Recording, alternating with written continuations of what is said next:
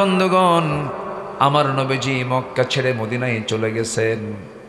আমার নবীজি মক্কা ছেড়ে যখন মদিনায় চলে গেলেন, মদিনায় যাওয়ার সঙ্গে সঙ্গে মদিনার আনসার সাহাবীরা জীবন বাজি রেখে মুহাজিরদেরকে সাহায্য করতে লাগলেন। আমার নবীজি মক্কায় যখন সাহাবে কেরামকে নিয়ে চলে আসলেন, একজন ধনী সাহাবী ছিলেন আব্দুর রহমান ইবনে আওফ রাদিয়াল্লাহু তাআলা আনহু। তিনি কোটি কোটি টাকার মালিক ছিলেন, মিলিয়নার ছিলেন, বিলিয়নার ছিলেন। নবীর সঙ্গে হিজরত করে যখন মদিনায় চলে গেছেন, বউ নাই, বাচ্চা নাই, সব মক্কায়। বড় ব্যবসার চাবি তার হাতে ছিল, কিন্তু দোকান তো মক্কায় রেখে এসেছেন, কিচ্ছুই করার ছিল না। আমার নবীজির সামনে একদিন সে আব্দুর রহমান ইবনে আওফ ইতিমের মতো বসে আছে। রাসূল বলছেন, আব্দুর রহমান, তোমাকে দেখে আমার চোখে পানি চলে আসলো। তোমার পাশে আজকে কেউ নাই মনে হচ্ছে। ও আব্দুর রহমান, তুমি যে আজকে দিন গ্রহণ করার কারণে দুনিয়ার সব কিছু মাইনাস করে ফেললে, তোমার কষ্ট হচ্ছে নাকি?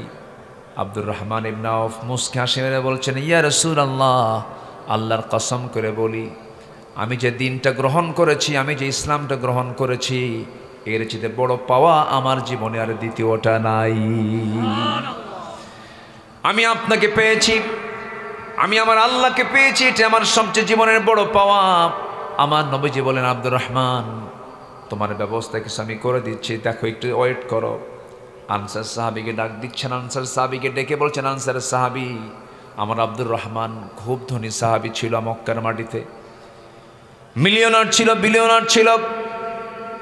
অতএব আমার আনসার সাহাবী, আমার এই ধনী সাহাবীর জন্য দেখো তো কিছু করা যায় কিনা, দেখো তো, একটু চেষ্টা করে দেখো। আনসার সাহাবী নবীর কথাকে বরকত মনে করে ঘোড়ার পিঠে তাকে চড়াইয়া নিলেন। মদিনার সবচাইতে বড় দুইটা খেজুর বাগান তিনি দেখায় দিলেন। এরপরে বলছেন, আমার ভাই, ও আমার মুহাজির ভাই, তুমি তো দুইটা খেজুর বাগান দেখলে, যে খেজুর বাগানটা তোমার পছন্দ, সেই খেজুর বাগানটা আমি নবীজের ওয়ার্ডারে এক্ষুনি তোমার নামে দলিল করে দিতে চাই। ভ্রাতৃত্ব আছে না নাই? আসতে বলবেন না, আছে না নাই? আছে। ভালোবাসবো আমরা কার জন্য? আসতে বলবেন, ভালোবাসবো আমরা কার জন্য? কিন্তু ক্যাম্পাসের সামনে যে গাছের জোড়ায় জোড়ায় ভালোবাসে, এটা কার জন্য? শয়তানের জন্য না মেয়ে পাওয়ার জন্য? ভালো করে উত্তর দেন। হ্যাঁ, এই যুবকরা কথা বলো। ও ভালোবাসা ঠিক, ভালোবাসা ঠিক, সমস্যা নাই, কিন্তু কোন ভালোবাসা? যে ভালোবাসাটা অবৈধ না বৈধ? আচ্ছা, আল্লাহ কি মেয়ের দিকে তাকাতে মানা করেছেন? নারীর দিকে তাকাতে মানা করেছেন? না, তাকাতে বলেছেন, মার দিকে তাকাও। তাকাতে বলেছেন, মেয়ের দিকে তাকাও। তাকাতে বলেছেন, বোনের দিকে তাকাও। তাকাতে বলেছেন, বউয়ের দিকে তাকাও। অন্যের বউ না, অন্যের বউ না। কিসের বউ? নিজের বউয়ের দিকে তাকাও। আল্লাহ তো মানা করেননি। স্বামী স্ত্রী যখন প্রেম নিবেদন করে, প্রেম বিনিময় করে, তখন ফেরেশতারা মুস্কি মুস্কি হাসি দেয় আর তাদের আমলনামায় সওয়াব লেখে। সুবহানাল্লাহ বলবেন না? ইসলামে এমন কোনো কাজ নাই যে কাজে দোয়া নাই। সকল কাজে দোয়া আছে এবং সকল কাজই হলো ইবাদত। সকল কাজ কি? ইবাদত। সেটা যদি কোরআন এবং সুন্নাহ মাফিক হয়ে থাকে, আপনি বাথরুমে ঢুকেছেন, শৌচকার্য করছেন, পেশাব পায়খানা করছেন, এটা কি ইবাদতের বাইরে? এটাও ইবাদত। আমার বন্ধুগণ, কথার তো কোনো থা নাই। বলছিলাম ওই মুহাজির সাহাবীর কথা। আনসার সাহাবী এবার বললেন, ভাই, দুইটা খেজুর বাগান দেখায় দিলাম, যেই খেজুর বাগান তোমার পছন্দ হবে সেই খেজুর বাগানটা তুমি খেয়ে নিবা। সেই খেজুর বাগানটা আমি তোমার নামে দলিল করে দিব, তুমি সেখান থেকে খেয়ে নিবা। আনসার সাহাবীর এই কথা শুনে মুহাজির সাহাবী দারুণ খুশি হয়ে গেলেন। আব্দুর রহমান ইবনে আওফ খুশি হয়ে গেলেন। এরপরে বলছেন, ও আমার ভাই, তুমি আর কি বলতে চাও বলো। এবার বলছেন, ভাই রে, আমি জানি এই মদিনার কোনো মেয়ের বাবা তার মেয়েকে তোমার সঙ্গে বিয়ে দেবে না, কারণ মদিনায় তোমার কিছুই নাই, ঘর নাই, বাড়ি নাই, টাকা নাই, পয়সা নাই। এই জন্য আমি সিদ্ধান্ত নিয়েছি, আল্লাহ রাব্বুল আলামিন আমাকে দুইটা স্ত্রী দান করেছেন, যে কোনো একটা স্ত্রীকে আমি তালাক দিয়ে দেব, আমার বউটাকে তুমি তোমার বউ বানাইয়া নিবা। ভ্রাতৃত্ব আছে? আসতে কয় ভ্রাতৃত্ব ছিল ছিল কি ভ্রাতৃত্ব ছিল দেখেন। 2 খেজুর বাগানের অর্ধেক দিয়ে দিতে চাইলেন, নিজের বউটাকে তালাক দিয়ে তার হাতে তুলে দিতে চাইলেন, কিন্তু আব্দুর রহমান ইবনে আউফ মুস্কি মুস্কি হাসি মেরে বলছেন, ভাই আব্দুর রহমান, বলছেন ভাই আনসারের সাহাবী, খেজুর বাগানও দেওয়া লাগবে না, বউ তালাক দেওয়া লাগবে না, আমি খুশি হয়েছি তোমার কথায়, শুধু তুমি আমাকে ব্যবসার কিছু সাইড আমাকে দেখায় দাও, একটু বাজার দেখায় দাও। ছোট্ট বাজার তাকে দেখায় দেওয়া হলো, ছোট্ট ব্যবসা শুরু করে দিলেন। ওই যে বরকত হওয়া শুরু হলো, বরকতে বরকতে ধন্য হচ্ছেন আব্দুর রহমান ইবনে আউফ। কয়েক রতি সোনা কামাই করলেন, বিয়েটাকে প্রয়োজন মনে করে, যৌবন আছে যার বিয়ের প্রয়োজন আসতে কয়, আসতে বলেন কেন? অনেকে বুড়ো চাচার লজ্জায় বলতেছেন, হুজুর আমার তো প্রয়োজন শেষ। আমার বন্ধুগণ, আল্লাহ রাব্বুল আলামিন বিয়েটাকেও জরুরি করে দিয়েছেন। বিয়ে করাটাও ইবাদত। ফানকিহু মা তাবা লাকুম মিনান নিসা মাসনা ওয়া সুলাসা ওয়া রুবা। আল্লাহ পাক বিয়ে করতে বলেছেন, এটা ইবাদতের কাজ।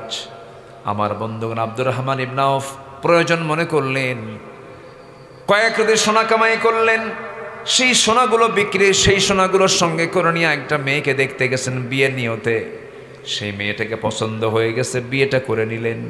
নবজি দাওয়াত পেলেন না। কে দাওয়াত পেলেন না? একটা আন্দোলন করেন যেন এটা যেন এই জেলা যেন ওই নাকি। সম্মানিত ভাইয়েরা, আমরা এগুলো বিভিন্ন হিসাব করছি, কিন্তু আমাদের মাথার উপরে ছাদ কয়টা? কয়টা ছাদ? একটা ছাদ। আল্লাহ রাব্বুল আলামিন এক ছাদের নিচে গোটা দুনিয়ার মানুষকে রেখে দিয়ে বলছেন, ইয়া আইয়ুহান নাসু উবুদু রাব্বাকুমুল্লাযী খালাকাকুম ওয়াল্লাযীনা মিন ক্বাবলিকুম লাআল্লাকুম তাত্তাকুন। জোরে বলুন আল্লাহু আকবার।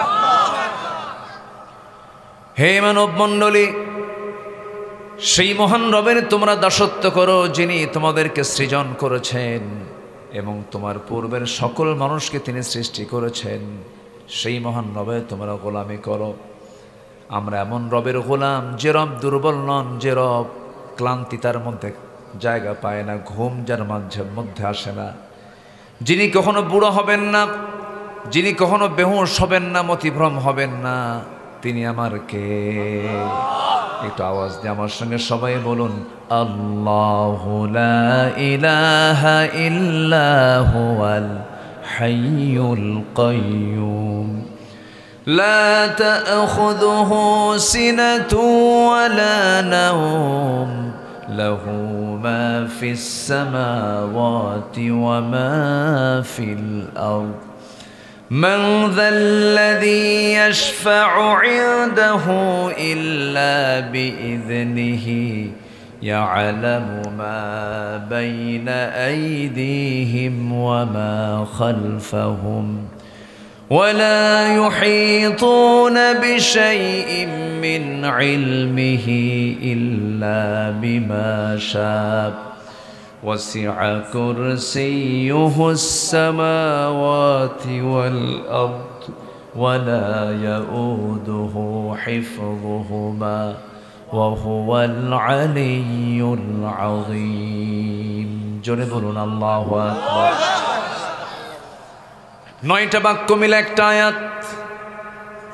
আমার রবের পরিপূর্ণ পরিচয় যে আয়াতের মধ্যে পাওয়া যায়, যিনি চিরস্থায়ী, যিনি চিরঞ্জীব, যাকে ঘুম পর্যন্ত স্পর্শ করে না, এমনকি তন্দ্রা পর্যন্ত যিনি জান্নাত সিনাও যার মধ্যে হয় না, তিনি আমার কে? সেই মহান রব্বুল আলামিন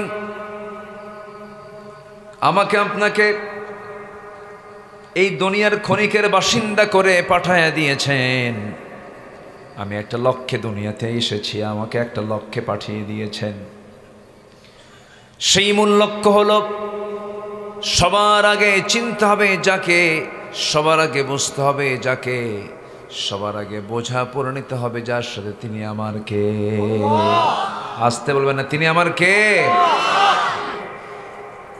আল্লাহকে আমি বাদ দিতে চাইলেও আল্লাহকে আমাকে বাদ দিবেন? আল্লাহ আমাকে ছাড়বেন? ছাড়বেন না। আল্লাহ আমাকে ছাড়বেন না। আল্লাহ আমার বিচার করবেন। আল্লাহ আমার ফয়সালা চূড়ান্ত না করা পর্যন্ত তিনি থেমে যাবেন না। কারণ মহান রব্বুল আলামিন বান্দাকে সুস্পষ্ট ভাষায় জানায় দিচ্ছেন, ফামান ইয়ামাল মিসকাল যাররাতিন খায়রান ইয়ারাহু ওয়া মান ইয়ামাল মিসকাল যাররাতিন শাররান ইয়ারাহু। যে ব্যক্তি যাররা পরিমাণ, যে ব্যক্তি অণু পরিমাণ ভালো কাজ করবে তাও সেদিন সে দেখতে পাবে। আবার যে ব্যক্তি চুল পরিমাণ খারাপ কাজ করবে তাও সেদিন সে দেখতে পাবে। যাররা বলা হয় এমন একটা শব্দকে যা খালি চোখে দেখা যায় না। এমন কিছু ভালো আমল বান্দা সেদিন দেখবে, আবার এমন কিছু মন্দ আমল বান্দার সামনে আল্লাহ পাক উপস্থাপন করবেন। সেই মহান কঠিন দিন, সেই কঠিন দিনের বিশ্বাস যার যত গাঢ় হবে, আল্লাহর প্রতি মহাব্বত তার তত গভীর হয়ে যাবে। কারণ আমার আল্লাহ নিজে পরিচয় দিতে নিয়ে 3 নম্বর আয়াতে তিনি পরকালের পরিচয় দিয়েছেন। তিনি বলছেন, যারা পারেন ঠোঁট মিলিয়ে বলুন, আলহামদুলিল্লাহি রাব্বিল আলামিন আর রহমানির রহিম মালিকি ইয়াউমিদ্দিন ইয়্যাকা না'বুদু ওয়া ইয়্যাকা নাস্তাঈন। জোরে বলুন আল্লাহু আকবার। সকল প্রশংসা তার, যিনি রব্বুল আলামিন, যিনি রহমান, যিনি রহিম, যিনি বিচার দিবসের মালিক, মালিক ইয়াউমিদ্দিন। বিচার দিবসের মালিকানা কার? আসতে বলবেন না, কার? আল্লাহ হচ্ছেন সেই দিবসের মালিক। আল্লাহ নিজ হাতে বিচার করবেন, কাউকে ছাড় দিবেন না, কাউকে ছেড়ে দিবেন না। কারণ আল্লাহ নিজে বলছেন, ওয়া আকিমুল ওয়াজনা বিল কিসতি ওয়া লা তুখসিরুল মিজান ওয়াল আরদা ওয়াদাআহা লিল আনাম ফিহা ফাকিহাতুন ওয়ান নাখলু যাতুল আকমাম। আল্লাহু আকবার। তোমরা তোমাদের ওজনকে সঠিক করো, ওজনের হেরফের করো না। দুনিয়াতে ওজন যার সঠিক হবে, আখিরাতে ওজন তার সঠিক হবে। দুনিয়াতে বিচার যার সঠিক হবে, আখিরাতেও বিচার তার সঠিক হয়ে যাবে। আমার বন্ধুগণ, এই 16 বছর যে বিচারালয়গুলো দেখেছি, কোর্ট কাছারিগুলো দেখেছি, সেখানে কি সঠিক বিচার না ব্যাঠিক বিচার হয়েছে? সঠিক না ব্যাঠিক? ব্যাঠিক। পৃথিবীর প্রত্যেকটি জায়গায়, ম্যাক্সিমাম জায়গায় বিচার কি তার নিজস্ব গতিতে চলে? নিজস্ব গতিতে আইন চলে?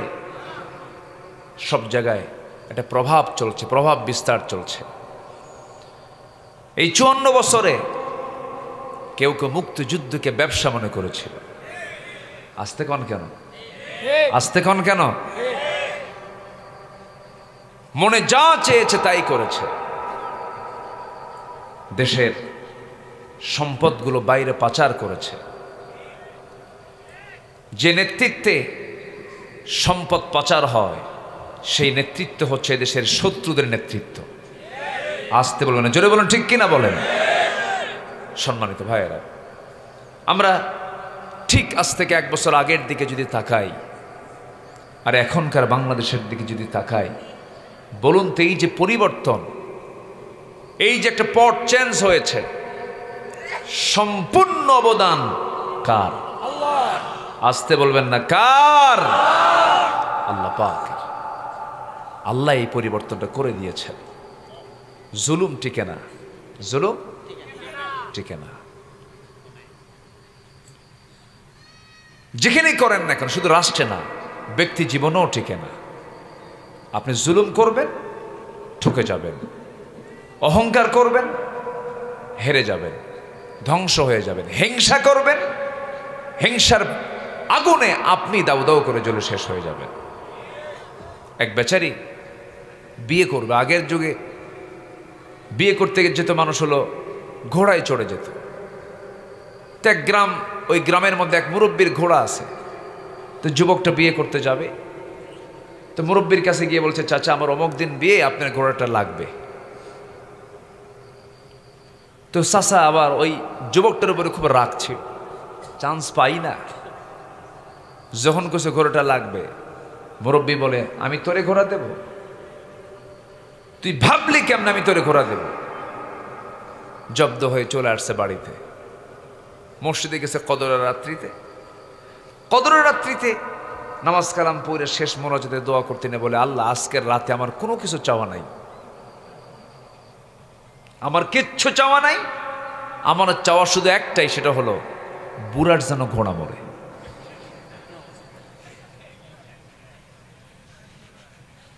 বুড়ার যেন ঘোড়া মরে। এরকম লোক তো মনে হয় আমার দেশে নাই, মনে হয়। আসতে বলবেন না, আছে না নাই? তো বলে দোয়াটা কইরে বাড়িতে আসছে। বাড়িতে এসে দেখে তার বৃদ্ধা মা কান্দে। তো সন্তান মাকে বলে, মা তুমি আজকে কদরের রাত তুমি এরকম করে করে আওয়াজ দিয়ে দিয়ে কান্দো কেন? বাবা তোর গরু মরছে। কি মরছে? তাহলে মালাকুল মউত দোয়ায় আসছে কিনা বলেন? কার কাছে আসছে? যাওয়ার কথা কার কাছে? ঘোড়ার কাছে না যায় আসছে কার কাছে? গরুটা কার? নিজেরই গরু। সম্মানিত ভাইয়েরা, হিংসার ফলাফল এমনই হয়। অহংকার আল্লাহ পাক সঙ্গে সঙ্গে চূর্ণ করে দেন। মেধাবী ছাত্রগুলো বলে ফেললো, আমিও ঢাকা ইউনিভার্সিটির ছাত্র ছিলাম, ভাঙ্গাচূড়া পড়াশোনা করেছি। ঢাবিতে যারা পড়াশোনা করে তারা মেধাবী। এদেশের বিভিন্ন আন্দোলনে ঢাকা বিশ্ববিদ্যালয়ের অবদান আছে না নাই বলেন তো? ভাষা আন্দোলন থেকে শুরু করে নিয়ে স্বাধীনতা আন্দোলন, সব কিছুতেই, স্বৈরাচার বিরোধী আন্দোলন, ছাত্র বৈষম্য বিরোধী আন্দোলন, এই যে সমস্ত আন্দোলনে ঢাবির একটা অবদান আছে। এটি একটি আলাদা ময়দান। সম্মানিত ভাইয়েরা, সম্মানিত বন্ধুগণ, অনেক কথাই আছে। আমি রাত বেশি হয়ে গেছে তো আমি চিন্তা আছি যে আপনারা আমাদের থেকে দৌড় যে কখন মারবেন আমি চিন্তা করতেছি। সবাই থাকতে রাজি আছেন তো? এই মেধাবী ছেলেগুলো বলল, যার কত কোটা, এই মুক্তিযুদ্ধ কোটা, তারপরে কি কোটা আছে? হ্যাঁ, ও উপজাতি কোটা, হ্যাঁ, আরো, হ্যাঁ, দুনিয়ার কোটা মোটা দিয়া যারা মেধাবী ছাত্র এরা ঝরে পড়তেছে, ওরা চাকরি পাচ্ছে না, ওদের ভাগে আর নাই, সব ভাগ ওরাই দখল করে ছাড়তেছে। ওরা বলল যে পড়াশোনা করে লাভটা কি, এত স্টাডি করলাম, পড়াশোনা করলাম, যারা কোটাওয়ালা ওরাই নিয়ে যায়। বলল না, মেধার ভিত্তিতে যাচাই হোক। যুক্তি আসে না নাই বলেন তো? আচ্ছা, বলল।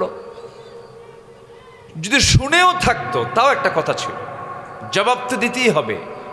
এই 16 বছরের যে নেত্রী আমার দেশে ছিল, ওনার জবাব না দিলে ওনার মুখ মানে ঠিক থাকতো না, জবাব দিতেই হবে। উনি জবাব দিয়ে বললেন যে রাজাকারের নাতিপুতিরা চাকরি পাবে? বলে এই 54 বছর পরে সেই বাচ্চাদেরকে রাজাকার গালি দিলে কি এরা সহ্য করে বলেন তো? এরা কি সহ্য করার মতো? আর এটি কি বিনয়ের কথা না অহংকারের কথা? অহংকারের কথা। অহংকার করবেন, শেষ হয়ে যাবে। শুধু একটা কথা মাথায় রাখতে হবে, জীবন মৃত্যু আল্লাহ পাক দিয়েছেন, যতই যোগ বিয়োগ গুণন ভাগ করেন না কেন, সব মানে যোগের সব অঙ্কের ফলাফল হলো মৃত্যু। অঙ্কের ফলাফল কি? মৃত্যু, মরে যাও। এই চিন্তা মাথায় নিলে পরে কোনো হিংসা আসবে না, কিচ্ছু আসবে না। আমরা কার গোলাম হয়ে যাব বলেন? আসতে বলবেন না, কার গোলাম হয়ে যাব? আল্লাহ। আসুন, আল্লাহর গোলাম হওয়ার জন্য কিছু চরিত্র সুন্দর করা দরকার। আমি এমন একটা সূরা থেকে আজকে কথা বলতে চাচ্ছি যে সূরাটা প্রত্যেকটা পরিবারে এটার আলোচনা থাকা দরকার। এটা সামাজিক সূরা, সূরাতুল হুজুরাত থেকে আমি কিছু কথা বলতে চাই। ওমা তাওফীকি ইল্লা বিল্লাহ আলাইহি তাওয়াক্কালতু ওয়া ইলাইহি উনীব। যে সূরার ভিতরে আল্লাহ রাব্বুল আলামিন 10টা হুকুম করেছেন এবং সূরাতুল হুজুরাতের মধ্যে আল্লাহ তাআলা ভ্রাতৃত্ব নিয়ে কথা বলেছেন, তাকওয়া নিয়ে কথা বলেছেন। আসুন ধীরে ধীরে সে আলোচনার দিকে আস্তে আস্তে চলে যাচ্ছি। ওমা তাওফীকি ইল্লা বিল্লাহ। আল্লাহ রাব্বুল আলামিন মুমিনদেরকে কেমন হওয়া উচিত এই বিষয়ে সুন্দর করে সূরাতুল হুজুরাতের মধ্যে বলছেন, ইন্নামাল মুমিনুনা ইখওয়া ফাআসলিহু বাইনা আখওয়াইকুম ওয়াত্তাকুল্লাহা লাআল্লাকুম তুরহামুন। জোরে বলুন আল্লাহু আকবার, আরো জোরে বলুন আল্লাহু আকবার। নিঃসন্দেহে মুমিনরা হলো কি? মুমিনরা হলো পরস্পর ভাই ভাই। এখানে কিন্তু কাফেরকে ভাই বলা হয় নাই, মুশরিককে ভাই বলা হয় নাই।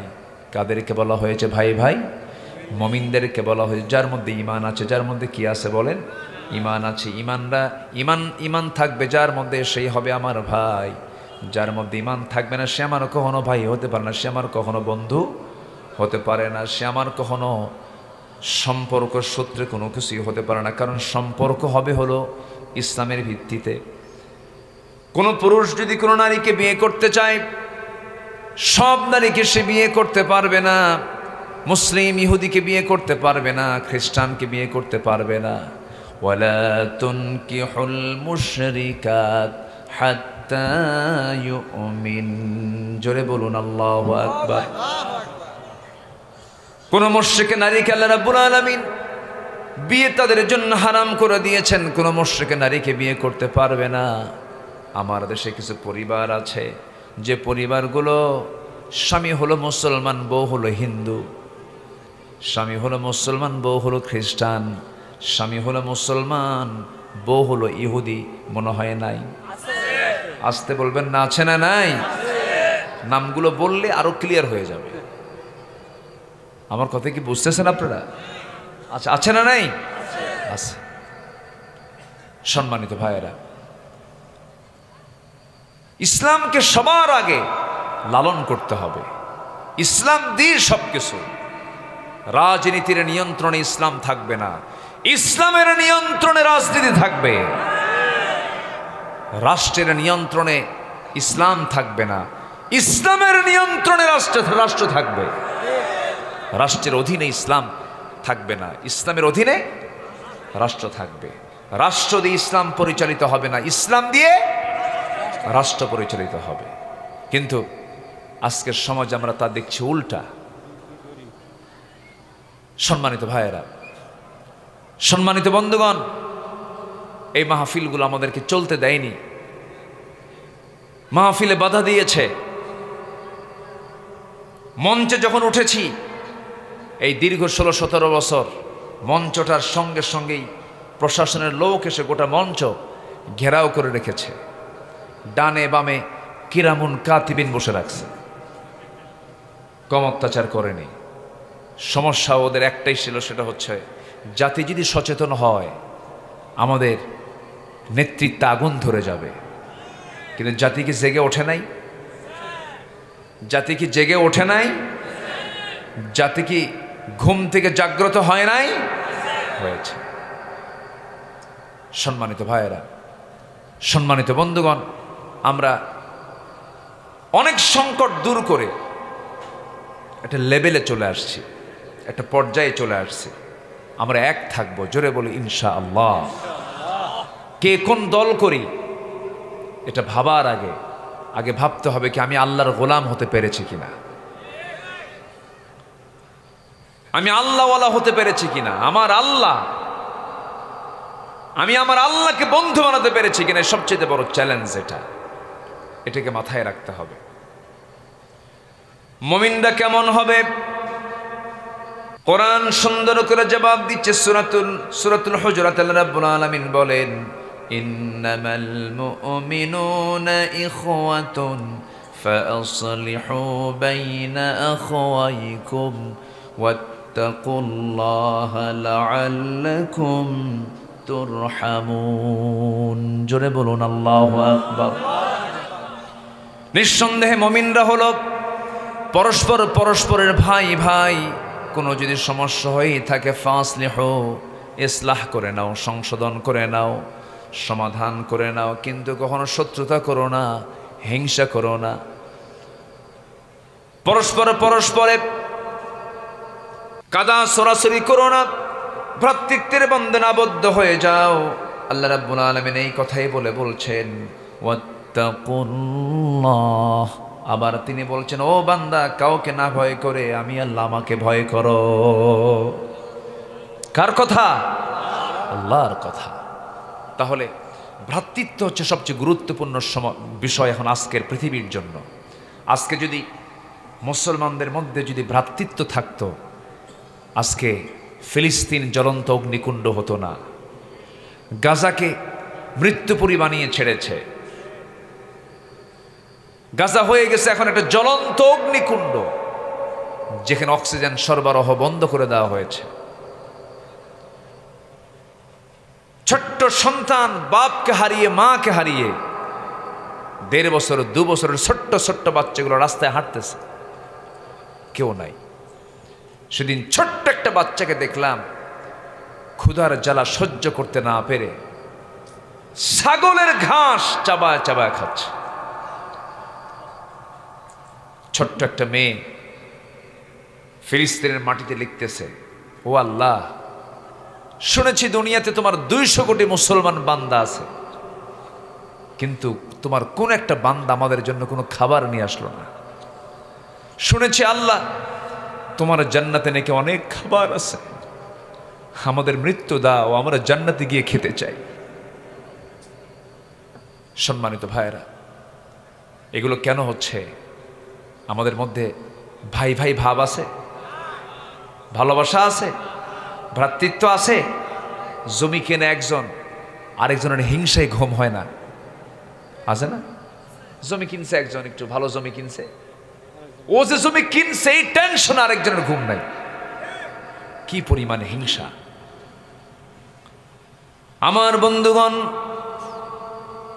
আজকে যদি মুসলমানদের মধ্যে যদি ভ্রাতৃত্ব পয়দা হয়ে যেত, যদি মুসলমান যদি পরস্পর ভাই হয়ে যেত, আজকে এই করুণ দৃশ্যগুলো দেখা লাগতো না। আল্লাহ রাব্বুল আলামিন আরেক জায়গায় আয়াতের অনুকূলে আরেক জায়গায় বলছেন, ওয়াতাসিমু বিহাবলিল্লাহি জামিআন ওয়া লা তাফাররাকু ওয়াযকুরু নি'মাতাল্লাহি আলাইকুম إذ كنتم أعداء فألف بين قلوبكم। আমার বন্ধুগণ, আল্লাহ রাব্বুল আলামিন বলছেন, ও বান্দা, সকল ভেদাভেদ ভুলে ভ্রাতৃত্বের বন্ধনে আবদ্ধ হয়ে তোমরা আল্লাহর রজ্জুকে, আল্লাহর দড়িকে শক্ত করে ধরো, কোরআনকে শক্ত করে ধরো। মতপার্থক্য সৃষ্টি করো না। আমার বন্ধুগণ, কিন্তু দুঃখজনক হলেও সত্য, আজকে 56টি মুসলিম রাষ্ট্র, 200 কোটি মুসলমান। ইহুদির জনসংখ্যা হলো প্রেজেন্ট ওয়ার্ল্ডে, বর্তমান দুনিয়াতে 1,52,00,000 ইহুদি, আর মুসলমানের সংখ্যা হলো 200 কোটি। 200 কোটি মুসলমান যদি আজকে ভ্রাতৃত্বের বন্ধনে আবদ্ধ হতো, 1,52,00,000 ইহুদিকে ধরাশয়ী করার জন্য অস্ত্র লাগতো না, শুধু মুখের থুতু মেললেই যথেষ্ট হয়ে যেত। থুতু মারলেই যথেষ্ট হয়ে যেত। পোড়া কপাল। ভাইরে, কঠিন দৃশ্য জানেন কি চলতেছে আজকে? কেউ কথা বলে না, কেউ প্রতিবাদ করে না। মুসলমানদের প্রথম কিবলা বাইতুল আকসা, ওই 47 সাল থেকে নিয়ে 2025 সাল পর্যন্ত ইহুদিরা যারা সেখানে শেল্টার নিয়েছিল ভাড়াটিয়া হয়ে, ক্ষণিকের জন্য তারা আসছিল, ভাড়াটিয়া হয়ে গেছে এখন বাড়ির মালিক। আসল যারা বাড়িওয়ালা তাদেরকে বম্বিং করে উড়াইয়া দিচ্ছে। কিচ্ছু না, 56টি মুসলিম রাষ্ট্র লাগবে না আমার বাংলাদেশের মতো, পার্শ্ববর্তী দেশের মতো হাতে গোনা কয়েকটা 5-6টা মুসলিম রাষ্ট্র যদি এক হতো, কোন বাতিল শক্তির দুর্গ পৃথিবীর বুকে টিকতে পারত না। এই জন্য আল্লাহ রাব্বুল আলামিন বলছেন, মুমিন তোমরা হলো পরস্পর পরস্পরের ভাই, ইসলাহ করো, ঠিকঠাক করে নাও, নিজেদের সংসারে আগুন ধরায় দিও না, মতপার্থক্য সৃষ্টি করো না। কার কথা? আল্লাহর কথা। কি ভ্রাতৃত্ব সাহাবীদের মধ্যে ছিল, কল্পনা করা যায়? মুসলমানদের মাঝের যে ভ্রাতৃত্বটা ছিল, এই ছিল অন্য ধরনের ভ্রাতৃত্ব। আমার বন্ধুগণ, আমার নবীজি মক্কা ছেড়ে মদিনায় চলে গেছেন। আমার নবীজি মক্কা ছেড়ে যখন মদিনায় চলে গেলেন, মদিনায় যাওয়ার সঙ্গে সঙ্গে মদিনার আনসার সাহাবীরা জীবন বাজি রেখে মুহাজিরদেরকে সাহায্য করতে লাগলেন। আমার নবীজি মক্কায় যখন সাহাবে কেরামকে নিয়ে চলে আসলেন, একজন ধনী সাহাবী ছিলেন আব্দুর রহমান ইবনে আওফ রাদিয়াল্লাহু তাআলা আনহু। তিনি কোটি কোটি টাকার মালিক ছিলেন, মিলিয়নার ছিলেন, বিলিয়নার ছিলেন। নবীর সঙ্গে হিজরত করে যখন মদিনায় চলে গেছেন, বউ নাই, বাচ্চা নাই, সব মক্কায়। বড় ব্যবসার চাবি তার হাতে ছিল, কিন্তু দোকান তো মক্কায় রেখে এসেছেন, কিচ্ছুই করার ছিল না। আমার নবীজির সামনে একদিন সে আব্দুর রহমান ইবনে আওফ ইতিমের মতো বসে আছে।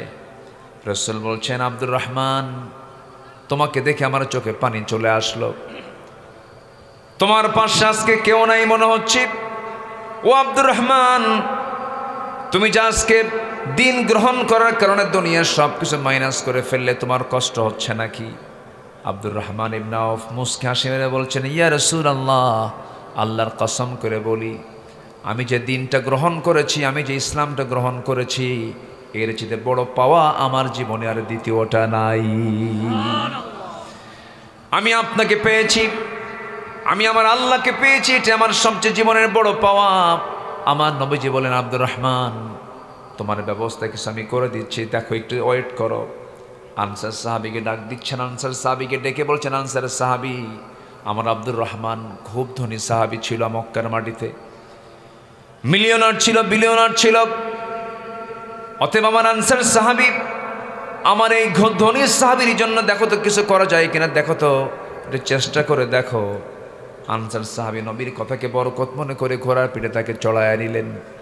মদিনার সবচাইতে বড় 2টা খেজুর বাগান তিনি দেখায় দিলেন। এরপরে বলছেন, আমার ভাই, ও আমার মুহাজির ভাই, তুমি তো 2টা খেজুর বাগান দেখলে, যে খেজুর বাগানটা তোমার পছন্দ, সেই খেজুর বাগানটা আমি নবীজের অর্ডারে এক্ষুনি তোমার নামে দলিল করে দিতে চাই। ভ্রাতৃত্ব আছে না নাই? আসতে বলবেন না, আছে না নাই? আছে। ভালোবাসবো আমরা কার জন্য? আসতে বলবেন, ভালোবাসবো আমরা কার জন্য? কিন্তু ক্যাম্পাসের সামনে যে গাছের জোড়ায় জোড়ায় ভালোবাসে, এটা কার জন্য? শয়তানের জন্য না মেয়ে পাওয়ার জন্য? ভালো করে উত্তর দেন। হ্যাঁ, এই যুবকরা কথা বলো। ও ভালোবাসা ঠিক, ভালোবাসা ঠিক, সমস্যা নাই, কিন্তু কোন ভালোবাসা? যে ভালোবাসাটা অবৈধ না বৈধ? আচ্ছা, আল্লাহ কি মেয়ের দিকে তাকাতে মানা করেছেন? নারীর দিকে তাকাতে মানা করেছেন? না, তাকাতে বলেছেন। মার দিকে তাকাও, তাকাতে বলেছেন। মেয়ের দিকে তাকাও, তাকাতে বলেছেন। বোনের দিকে তাকাও, তাকাতে বলেছেন। বউয়ের দিকে তাকাও। অন্যের বউ না, অন্যের বউ না। কিসের বউ? নিজের বউয়ের দিকে তাকাও। আল্লাহ তো মানা করেননি। স্বামী স্ত্রী যখন প্রেম নিবেদন করে, প্রেম বিনিময় করে, তখন ফেরেশতারা মুস্কি মুস্কি হাসি দেয় আর তাদের আমলনামায় সওয়াব লেখে। সুবহানাল্লাহ বলবেন না? ইসলামে এমন কোনো কাজ নাই যে কাজে দোয়া নাই। সকল কাজে দোয়া আছে এবং সকল কাজই হলো ইবাদত। সকল কাজ কি? ইবাদত। সেটা যদি কোরআন এবং সুন্নাহ মাফিক হয়ে থাকে, আপনি বাথরুমে ঢুকেছেন, শৌচকার্য করছেন, পেশাব পায়খানা করছেন, এটা কি ইবাদতের বাইরে? এটাও ইবাদত। আমার বন্ধুগণ, কথার তো কোনো থা নাই। বলছিলাম ওই মুহাজির সাহাবীর কথা। আনসার সাহাবী এবার বললেন, ভাই দুইটা খেজুর বাগান দেখায় দিলাম, যেই খেজুর বাগান তোমার পছন্দ হবে সেই খেজুর বাগানটা তুমি খেয়ে নিবা, সেই খেজুর বাগানটা আমি তোমার নামে দলিল করে দেব, তুমি সেখান থেকে খেয়ে নিবা। আনসার সাহাবীর এই কথা শুনে মুহাজির সাহাবী দারুণ খুশি হয়ে গেলেন। আব্দুর রহমান ইবনে আওফ খুশি হয়ে গেলেন। এরপরে বলছেন, ও আমার ভাই, তুমি আর কি বলতে চাও বলো। এবার বলছেন, ভাই রে, আমি জানি এই মদিনার কোন মেয়ের বাবা তার মেয়েকে তোমার সঙ্গে বিয়ে দেবে না, কারণ মদিনায় তোমার কিছুই নাই, ঘর নাই, বাড়ি নাই, টাকা নাই, পয়সা নাই। এই জন্য আমি সিদ্ধান্ত নিয়েছি, আল্লাহ রাব্বুল আলামিন আমাকে দুইটা স্ত্রী দান করেছেন, যে কোনো একটা স্ত্রীকে আমি তালাক দিয়ে দেব, আমার বউটাকে তুমি তোমার বউ বানাইয়া নিবা। ভ্রাতৃত্ব আছে? আসতে কয় ভ্রাতৃত্ব ছিল? ছিল। কি ভ্রাতৃত্ব ছিল দেখেন।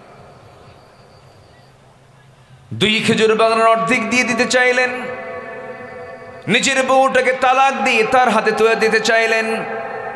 কিন্তু আব্দুর রহমান ইবনে আওফ মুস্কি মুস্কি হাসি মেরে বলছেন, ভাই আব্দুর রহমান, বলছেন, ভাই আনসারের সাহাবী, খেজুর বাগানও দেওয়া লাগবে না, বউ তালাক দেওয়া লাগবে না, আমি খুশি হয়েছি তোমার কথায়। শুধু তুমি আমাকে ব্যবসার কিছু সাইড আমাকে দেখায় দাও, একটা বাজার দেখায় দাও। ছোট্ট বাজার তাকে দেখায় দেওয়া হলো, ছোট্ট ব্যবসা শুরু করে দিলেন। ওই যে বরকত হওয়া শুরু হলো, বরকতে বরকতে ধন্য হচ্ছেন আব্দুর রহমান ইবনে আওফ। কয়েক রতি সোনা কামাই করলেন, বিয়েটাকে প্রয়োজন মনে করে। যৌবন আছে যার, বিয়ের প্রয়োজন আসতে কয়। আসতে বলেন কেন? অনেকে বুড়ো চাচা লজ্জায় বলতেছেন, হুজুর আমার তো প্রয়োজন শেষ। আমার বন্ধুগণ, আল্লাহ রাব্বুল আলামিন বিয়েটাকেও জরুরি করে দিয়েছেন। বিয়ে করাটাও ইবাদত। ফানকিহু মা তাবা লাকুম মিনান নিসা মাসনা ওয়া সুলাসা ওয়া রুবা। আল্লাহ পাক বিয়ে করতে বলেছেন, এটা ইবাদতের কাজ। আমার বন্ধুগণ, আব্দুর রহমান ইবনে আওফ প্রয়োজন মনে করলেন, কয়েক রাতে সোনা কামাই করলেন। সেই সোনাগুলো বিক্রি, সেই সোনাগুলোর সঙ্গে করে নিয়ে একটা মেয়েকে দেখতে গেছেন বিয়ের নিয়তে। সেই মেয়েটাকে পছন্দ হয়ে গেছে, বিয়েটা করে নিলেন। নবজি দাওয়াত পেলেন না। কে দাওয়াত পেলেন না? কি সমস্যা কি?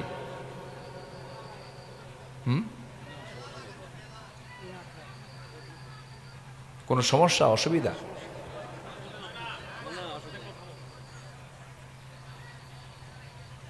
ওখানে আওয়াজ হলো কেন? কি ব্যাপারটা কি? ও ও আচ্ছা, কোরআনের মাহফিল এটা। কিসের মাহফিল বলেন তো? কোরআনের মাহফিল। এই জায়গায় যদি ফেরেশতাদের লিস্টে, যদি ফেরেশতারা কিন্তু লিস্ট করে, সেই ফেরেশতার লিস্টে যদি আপনি বেয়াদবের তালিকায় পড়েন, জান্নাত হারাম হয়ে যাবে, জান্নাত হারাম হয়ে যাবে। এটা কিন্তু বিশাল ব্যাপক জায়গা। এটা খেল তামাশার জায়গা না। একটু বসেন, একটু বসেন। আমি তো আমার বাপের কাহিনী বলতে আসিনি, নবী সাহাবীদের জীবন থেকে কিছু কথা বলতে এসেছি। একটু বসেন না। কত সময় এদিক সেদিক চলে যায়। আমি আসছি অনেক আগে। আমি চাইছিলাম যে একটু আগে ভাগে উঠব, কিন্তু আমার দেশের 95% মাহফিল কমিটির একটা প্রবলেম কি জানেন? এমন সময় উঠায় দেয় যখন মানুষের যাওয়ার সময় হয়ে যায়। একদম 95% কমিটির এই চিত্র। এটা আমার দেশে বলে লাভ হয় না, বলে লাভও হয় না। ময়মনসিংহে এক মাহফিলে গেলাম, 8টার দিকে মাহফিলে গেছে। বলে হুজুর খাওয়া দাওয়া করেন? বালিশ দিলাম, শুয়ে পড়েন। তো বললাম যে আমাকে উঠাবেন কখন? গত বছর বক্তা যে সময় উঠছে তার 1 ঘন্টা আগে তুলব। রাত 3টার দিকে ডাক দিয়েছেন। রাত কয়টা? 3টায় ডাক দিয়ে বলে হুজুর চলেন। আমাকে 3টায় দিলেন, গত বছর মেহমান কয়টা? হুজুর 4টায় ছিল, এবার আপনাকে 1 ঘন্টা আগে দিস। এই নওগাঁ মান্দা বদলগাছির সাথী, মান্দার সাথে একটা থানা আছে বাগমারা, নাম শুনেছেন তো? বাগমারাতে এক মাহফিলে গেলাম, বলতেছে হুজুর আপনার বয়ান রাত 4:30টায়। তো বললাম কেন? হুজুর আপনার মাহফিলও শেষ, আপনার বয়ানও শুরু, মাহফিলও শেষ, আপনি শেষ দোয়া করবেন হুজুর। আমি বললাম যে ভাইজান লোক কি থাকবে? কিন্তু হুজুর লোক থাকার দরকার নাই, তাহলে আওয়াজ দরকার, আওয়াজ।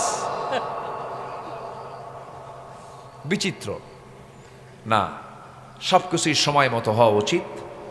এই সিচুয়েশনটা হতো না যদি একটু আগে ভাগে উঠলে এই পরিবেশটা একটু সুন্দর থাকতো। যাই হোক, সমস্যা নেই, লোকজন বসে আছেন, বলি আলহামদুলিল্লাহ, জোরে বলি আলহামদুলিল্লাহ। আমি কিন্তু শুরু করেছি ভ্রাতৃত্ব দিয়ে। আজকে গোটা পৃথিবীতে সবচেয়ে সংকট আজকে আমাদের মাঝে কিসের? ভ্রাতৃত্বের। যে রোগ, যে সময়ের, সেই রোগ বিষয় তো কথা বলা দরকার। আজকে আমাদের মাঝে মোহাব্বত নাই, আমরা এত হৃদয়হীন হয়ে পড়েছি। একটা মানুষকে মেরে 49 টুকরা বানাচ্ছে মানুষ, 49 টুকরা। মানুষ এতটাই পাষাণ, হিংস্র হায়নাও এত পাষাণ নয়। একটা মানুষকে মেরে হাড় হাড্ডিকে পৃথক করে, গোশতগুলোকে কষায়ের মতো কেটে টুকরো টুকরো করে, কোমরের মধ্যে দিয়ে ফ্ল্যাশ করে মাংসকে সরানো হচ্ছে, অস্তিত্বহীন করা হচ্ছে, আউট করে দেওয়া হচ্ছে। আমরা কোন দুনিয়া আমরা বসবাস করছি? এই আধুনিক দুনিয়ায় ইসরায়েল 20 সেকেন্ড পর পর এক একটা করে মাল্টি স্ট্রিট বিল্ডিং এর উপরে বম্বিং করছে। বম্বিং এর ধোঁয়ার উপর দিয়ে মানুষের লাশ উঠতেছে উপরের দিকে। আজকে মানবতা কোথায়? কিসের প্রযুক্তির উন্নয়ন, কিসের হোয়াটসঅ্যাপ লাইন ভাইবার, কিসের যোগাযোগ? যে যোগাযোগ আমার ভ্রাতৃত্বকে মজবুত করতে পারে না, ওই যোগাযোগের কোন মূল্য আল্লাহর আদালতে নাই। ঠিক কিনা বলেন? সব চলে গেছে, ভালোবাসা নাই, ফুলের কোনো গন্ধ নাই। এদের কি ফুল এগুলো? প্লাস্টিক, কোনো গন্ধ নাই। মানুষের মনও প্লাস্টিক নাই, সব বিদায় নিয়েছে। মানুষ আগে ওয়াজে কান্ত। আমার তা মাহফিলের বয়স প্রায় 25 বছর 26 বছর। একটু কথা বললেই কান্ত। এখন হাজারো দোয়া করেন, চোখে পানি নাই। মানুষ কেন যেন হয়ে গেছে, পানি শুকিয়ে গেছে, শোকে নাই। দিলের মধ্যে আল্লাহর ভয়ই নাই। দিলের মধ্যে আল্লাহর ভয় যত বেশি হবে তার অন্তর তত নরম হবে। কি হবে? নরম হবে। এই জন্য তাকওয়া দরকার, ভ্রাতৃত্ব দরকার। ভাই একটু মনোযোগ দিয়ে কথাগুলো শুনুন, একটু কাজে লাগবে। আমরা ভ্রাতৃত্ব তৈরি করব, ভ্রাতৃত্বের বন্ধনে আমরা আবদ্ধ হব। আজকে ভাই গন্ডগোল। আজকে সন্তান তার মাকে সম্পত্তির লোভে বটি দিয়ে জব করে। আছে না? আছে না? নাই? কোথায় আছে? এগুলো কি চলছে দুনিয়াতে? এর মূল কারণ হলো ভ্রাতৃত্ব নেই, এবং মূল কারণ হলো আমরা কি ছেড়ে দিয়েছি বলেন তো? কি ছেড়ে দিয়েছি? প্রতিদিন একটা বান্দার সুস্থ থাকার জন্য কোরআনকে কয় পৃষ্ঠা করে তেলাওয়াত করা দরকার। তেলাওয়াত নাই। মোবাইল পাইলেই ঘন্টার পরে ঘন্টা খালি আছে না? আমার বন্ধুগণ, একটু কান লাগাবেন, মনোযোগ দিয়ে কথাগুলো শুনবেন। আল্লাহ রাব্বুল আলামিন মুমিনদেরকে ভ্রাতৃত্বের বন্ধনে দেখতে চান। যদি টুকটাক সমস্যা হয়ে যায় তোমরা ঠিকঠাক করে নিও। একজন সাহাবীর কথা বলছিলাম, মনে আছে কিনা? আব্দুর রহমান ইবনে আওফ রাদিয়াল্লাহু তাআলা আনহু ব্যবসা করে কিছু সোনা কামাই করলেন। সেই সোনা দিয়া একটা মেয়েকে তিনি বিয়ে করে বউ বানায় বাড়িতে নিয়ে আসলেন। 3-4 দিন পর নবীর কাছে গিয়ে সুন্দর পোশাকে সুন্দর সুগন্ধে যখন দাঁড়িয়েছেন, রাসূল বলছেন, আব্দুর রহমান, তোমাকে আজকে একটু ভিন্ন দেখা যাচ্ছে, চেহারায় কেমন যেন লাবণ্য দেখা যাচ্ছে, চেহারার মধ্যে তোমার মধ্যে বরকত লক্ষ্য করছে, তুমি কি কিছু করছো নাকি? উনি মুস্কি হাসি মেরে বলছে, হুজুর আমি তো বিয়ে করে ফেলছি। রাসূল মুস্কি হাসি মেরে বললেন, বিয়ে করলা তুমি, দাওয়াত পাইলাম না আমি, তুমি আমারে দাওয়াত দিলা না, আমি বিশ্বনবী দাওয়াত পেলাম না, কেমন কথা? সাহাবী এবার মুস্কি হাসি মেরে বলছে, হুজুর দাওয়াত দেব কখন, মনি তো নাই। কি নাই? এরকম হয় কি না? এখনো হয় না? হয়। কাছের বন্ধু কিন্তু বিয়ের দাওয়াত মিস হয়ে যায়, দাওয়াত পায় না।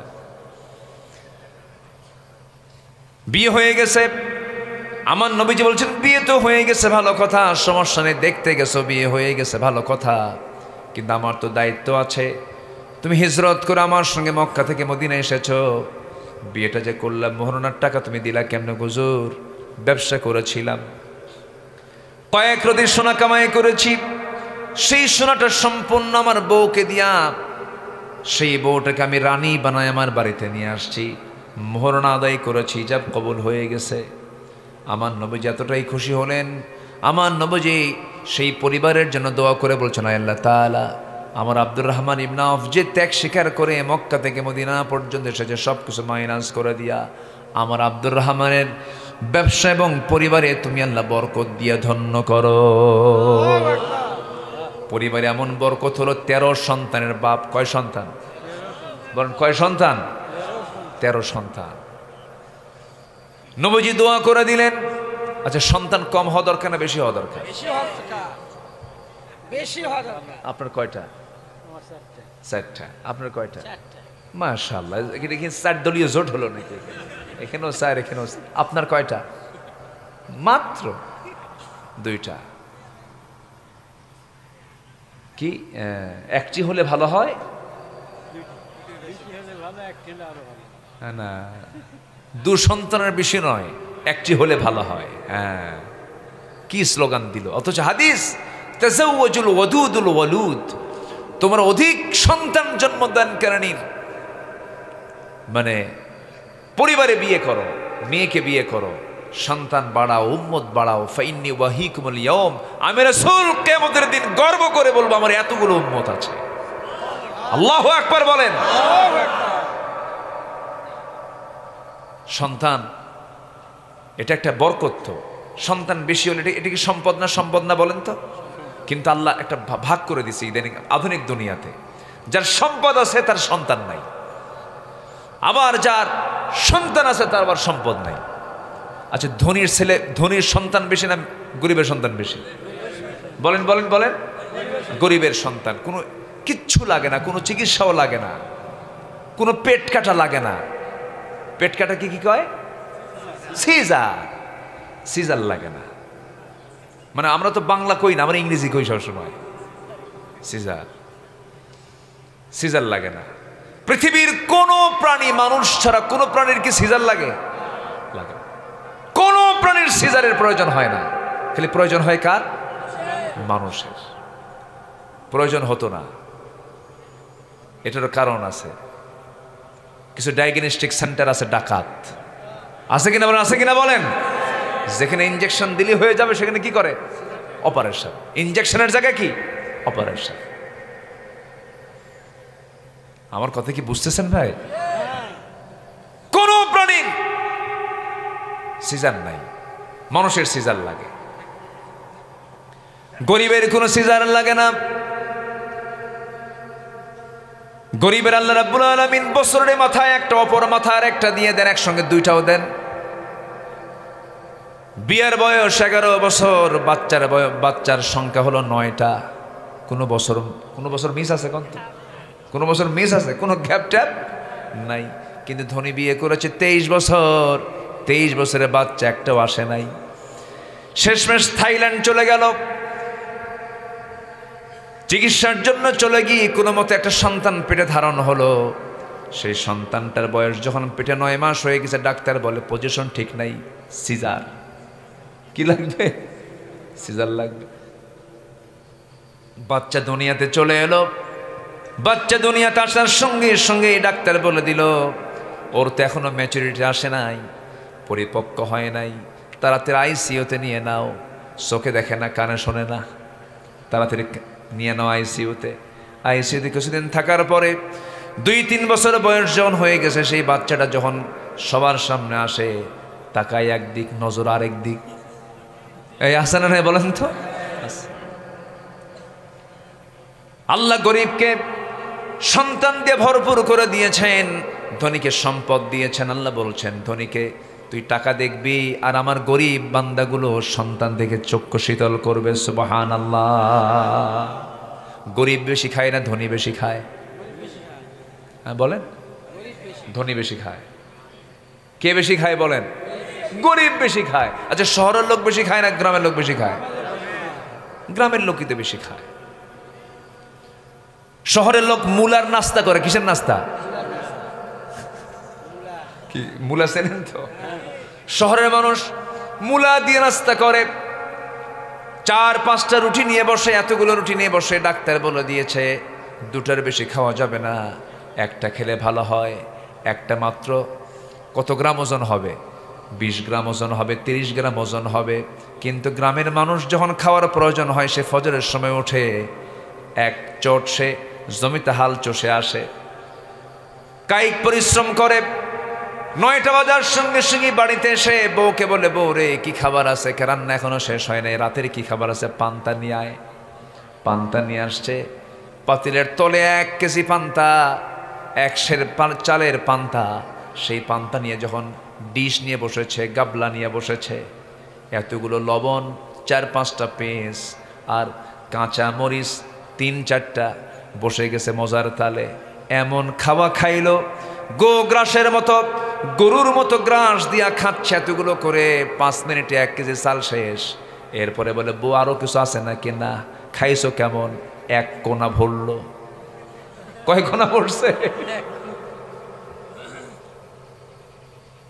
কে বলেছে মানুষ সম্পদ পেলেই সুখী হয়ে যায়? না না, সুখী হওয়ার একমাত্র মাধ্যম কে? বলেন কে কে কে? মাধ্যম আল্লাহ। কিন্তু গরিব মানুষগুলো খায়, আল্লাহ তাদেরকে খাওয়ার মতো বরকত দিয়ে দিয়েছেন। ধনী মানুষ খেতে পারে না, ডায়াবেটিস হয়ে গেছে, খেতে পারে না। এটা 2 গ্রাম, এটা 3 গ্রাম, এটা 4 গ্রাম খেতেই পারে না। এতগুলো আঙ্গুর সুন্দর করে সাজানো গোছানো 1 কেজি আঙ্গুর সামনে থুয়ে রাখছে। হাজি সাহেব খেতে নাই। একটা আঙ্গুর খাওয়ার সঙ্গে সঙ্গে সহকারী বলে, স্যার আর খাওয়া যাবে না কেন? ইনসুলিন নিতে হবে। একটা খায় আর ইতিমের মতো সাদাইরে পোড়া কপাল খাইতে পারি না। কি কথা কি বুঝতেছে? কোনো চিন্তা নাই। অর্থ আছে কার কত, সম্পদ আছে কার কত, এগুলো চিন্তার কোনো বিষয় নয়। আল্লাহর কাছে আমরা চাবো সম্পদ না সুখ? বলেন বলেন বলেন বলেন। আল্লাহর কাছে আমরা চাবো অসুস্থতা না সুস্থতা? গোটা দুনিয়ার সব কিছু আপনাকে দিয়ে দেওয়া হলো, কিন্তু আপনি অসুস্থ, কোনো লাভ আছে নাকি? কোনো লাভ নাই। কথা তো বিভিন্ন দিকে চলে গেল, আবার লাইনে চলে আসি। ভ্রাতৃত্বের বন্ধনে আবদ্ধ হতে হবে আমাকে আপনাকে। এই উদাহরণ দিয়ে তিনি এক সাহাবীকে টেনেছিলাম, আব্দুর রহমান ইবনে আওফ। আমার নবীজি বলছেন, বিয়ে করছে ভালো কথা, তুমি মোহরের টাকা আদায় করছো নাকি? মোহরের টাকা আদায় করেছি। ওই যে কয়েক সোনা কামাই করেছে, সেই টাকাগুলো, সেই সোনাগুলো দিয়ে বউটাকে রানী বানায় ঘরে নিয়ে আসছি। রাসূল দোয়া করে দিলেন। আব্দুর রহমান ইবনে আওফ রাদিয়াল্লাহু তাআলা আনহু বদর অংশগ্রহণ করেছেন, ওহুদে অংশগ্রহণ করেছেন, খন্দকে অংশগ্রহণ করে চরম জখম হলেন, রক্তাক্ত হয়ে জমিনে পড়ে গেলেন। রক্তক্ষরণ আর বন্ধ হলো না। শেষ পর্যন্ত রক্তক্ষরণ হয়ে আব্দুর রহমান ইবনে আওফ রাদিয়াল্লাহু তাআলা আনহু দুনিয়া থেকে বিদায় নিয়েছেন। সাদ ইবনে মুআজ রাদিয়াল্লাহু আনহু দুনিয়া থেকে বিদায় নিয়েছেন। আব্দুর রহমান ইবনে আওফ কত বড় ভাগ্যবান, এতগুলো যুদ্ধে তিনি অংশগ্রহণ করেছেন। আমার ভাইরা, আমার বন্ধুগণ, আব্দুর রহমান ইবনে আওফের জীবনটা আমি টেনে নিয়ে আসার অন্যতম যে দিকটা ছিল সেটা হলো, ওই যে মনে আছে কিনা, আনসার সাহাবী বলে ফেললেন, ভাইরা আমি তোমার জন্য একটা খেজুর বাগান দিয়ে দিলাম, আমার দুইটা বউয়ের মধ্যে একটা বউ তালাক দিয়ে আমি তোমাকে দিতে চাই। এই যে ভ্রাতৃত্ব, এই যে মহাব্বত, এই ভালোবাসা আমাদের মধ্যে তৈরি হওয়ার দরকার আছে না নাই? আসতে বলবেন না, আছে না নাই? এই মহাব্বত তৈরি করতে হবে। সাহাবীদের ভিতরে ভ্রাতৃত্ব তো এত মজবুত ছিল যে তাদের স্বপ্ন পর্যন্ত এক হয়ে যেত। আমার নবীজির ইন্তেকাল হয়ে গেছে, ইন্তেকালের বেশ কয়েক বছর পর প্রথম খলিফার ইন্তেকাল হয়ে গেছে দ্বিতীয় খলিফার আমলে, ওমরে ফারুক রাদিয়াল্লাহু তাআলা আনহু, সেই সময় তিনি খলিফাতুল মুসলিমিন। সাইয়্যিদনা আলী রাদিয়াল্লাহু তাআলা আনহু রাতের আধারে ঘুমিয়ে পড়েছেন বিছানায়, তিনি গভীর ঘুমের মধ্যে তিনি স্বপ্নের মধ্যে দেখতেছেন বিশ্বনবী তার সামনে দাঁড়াইছেন, দরজার কাছে এসে সালাম দিয়ে বলছে, আলী বহুদিন যাবত তোমার সঙ্গে দেখা হয় না, কথা হয় না। এই কথা বলে নবীজি তার পার্শ্বে শিওরে বসে পড়লেন। অনেকগুলো খেজুর থেকে একটা খেজুর 3 আঙ্গুলে নিয়া সঙ্গে সঙ্গে সাইয়্যিদনা আলীর মুখের মধ্যে তুলে দিলেন, বিসমিল্লাহ বলে তার মুখে খাবার উঠায় দিলেন, একটা খেজুর উঠায় দিলেন। তিনি স্বপ্নের মধ্যে খাওয়া শুরু করলেন। স্বপ্নের মধ্যে খেতে খেতেই ঘুম তার ভেঙে গেছে। ঘুমটা ভেঙে গিয়ে যাওয়ার সঙ্গে সঙ্গে, ঘুম থেকে জাগা পাওয়ার সঙ্গে সঙ্গে তিনি লক্ষ্য করে দেখেন তার জিহ্বার ভিতরে তাজা খেজুরের স্বাদ ফুটে উঠেছে। নবীর স্বপ্ন মিথ্যা না সত্য? জোরে বলেন। শুধু সত্য না, মহাসত্য? মহাসত্য। তাজা খেজুরের স্বাদ ফুটে উঠেছে। আবেগ আপ্লুত হয়ে পড়লেন, ওযু বানালেন, নামাজে দাঁড়ায় গেলেন, আল্লাহর দরবারে শুকরিয়া আদায় করলেন, চোখের পানি ফেলে ফেলে কাঁদলেন। আমার বন্ধুগণ, আল্লাহর নৈকট্য হাসিল করার জন্য 5 ওয়াক্ত নামাজ তো পড়তেই হবে। আল্লাহর নিকটতম বান্দা হওয়ার জন্য সবচেয়ে গুরুত্বপূর্ণ একটা নামাজ আছে, সেটা হলো শেষ রাত্রির নামাজ, তাহাজ্জুদ নামাজ। আমরা রেগুলার পড়ব। জোরে বলি ইনশাআল্লাহ, আরও জোরে বলি ইনশাআল্লাহ। দিন শেষে সবার সঙ্গে বন্ধুত্ব হেরে যাবে, বন্ধুত্ব থাকবে কার সাথে? আল্লাহর সাথে। আল্লাহর সঙ্গে সম্পর্ক করার একমাত্র মাধ্যম হচ্ছে 5 ওয়াক্ত নামাজ। আর গুরুত্বপূর্ণ একটা অপশন হচ্ছে, গুরুত্বপূর্ণ একটা টাইম হচ্ছে শেষ রাতের সময়। সাইয়্যিদনা আলী তাহাজ্জুদ পড়লেন, চোখের পানি ফেলে ফেলে কাঁদলেন। ফজরের যখন আজান হয়ে গেছে, মসজিদের দিকে রওনা করলেন, মসজিদে গিয়ে নামাজে দাঁড়ালেন। নামাজ পড়াচ্ছেন কোনো নিয়োগপ্রাপ্ত ইমাম নয়, নামাজ পড়াচ্ছেন যিনি রাষ্ট্র পরিচালনা করেন সেই লোকটাই নামাজ পড়াচ্ছেন।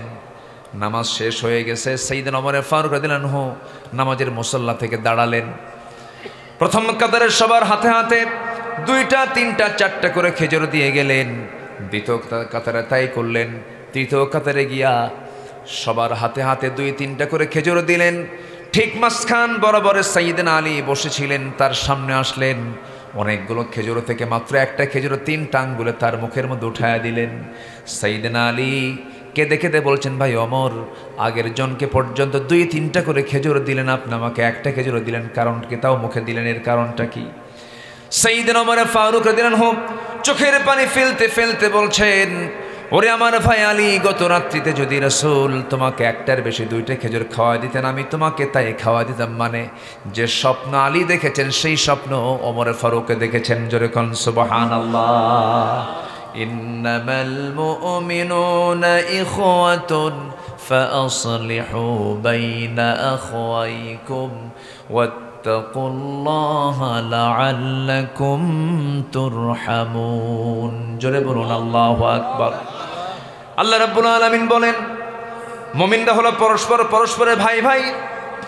ফাসলিহু বাইনা আখওয়াইকুম, ভাইদের মাঝে যত জটিলতা আছে, যত সমস্যা আছে, সব সংকট নিরসন করে নাও। ভাই ভাই হয়ে যাও, বুকে বুক মিলিয়ে নাও, ভ্রাতৃত্বের বন্ধন আবদ্ধ হয়ে যাও। এবং আল্লাহর একটা হুকুমে আয়াতের মধ্যে করছেন, ওয়াত্তাকুল্লাহ, জীবনের সকল জায়গায় একমাত্র ভয় করবে কার? আরো জোরে বলেন কার? আল্লাহর ভয় আমরা করব।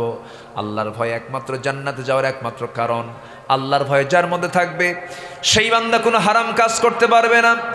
আল্লাহর ভয় যার মধ্যে থাকবে সেই বান্দা কখনো দুর্নীতি করতে পারবে না। আজকে যদি 16 বছর খোদাভীরু শাসক যদি দেশে থাকতো, আজকে দেশের চিত্র এমনটা হতো না। দেশ স্বাধীন হয়েছে 71, আজকে 2025 সাল। দেশের 54 বছর দেশের স্বাধীনতার বয়স চলছে। কিন্তু এই 54 বছর আমরা যা দেখেছি, জাতির কি ভাগ্য খুলেছে না ভাগ্য পড়েছে? হ্যাঁ বলেন বলেন বলেন, ভাগ্য খুলেছে না পড়েছে? পড়েছে, কিছুই তো পাইলাম না। সব টাকা দেশ থেকে পাচার হয়ে গেছে, নাই দেশে কিছু। কেউ 25 বছর, কেউ 16 বছর, কেউ 9 বছর, কেয়ারটেকার গভর্নমেন্টের কয়েক বছর, সব দেখা শেষ, কেউ কিছুই করতে পারেনি।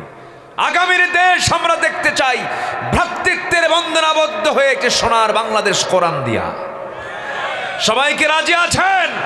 রাজি আছেন কারা কারা? হাত উঁচু করে দেখান মুসলমান।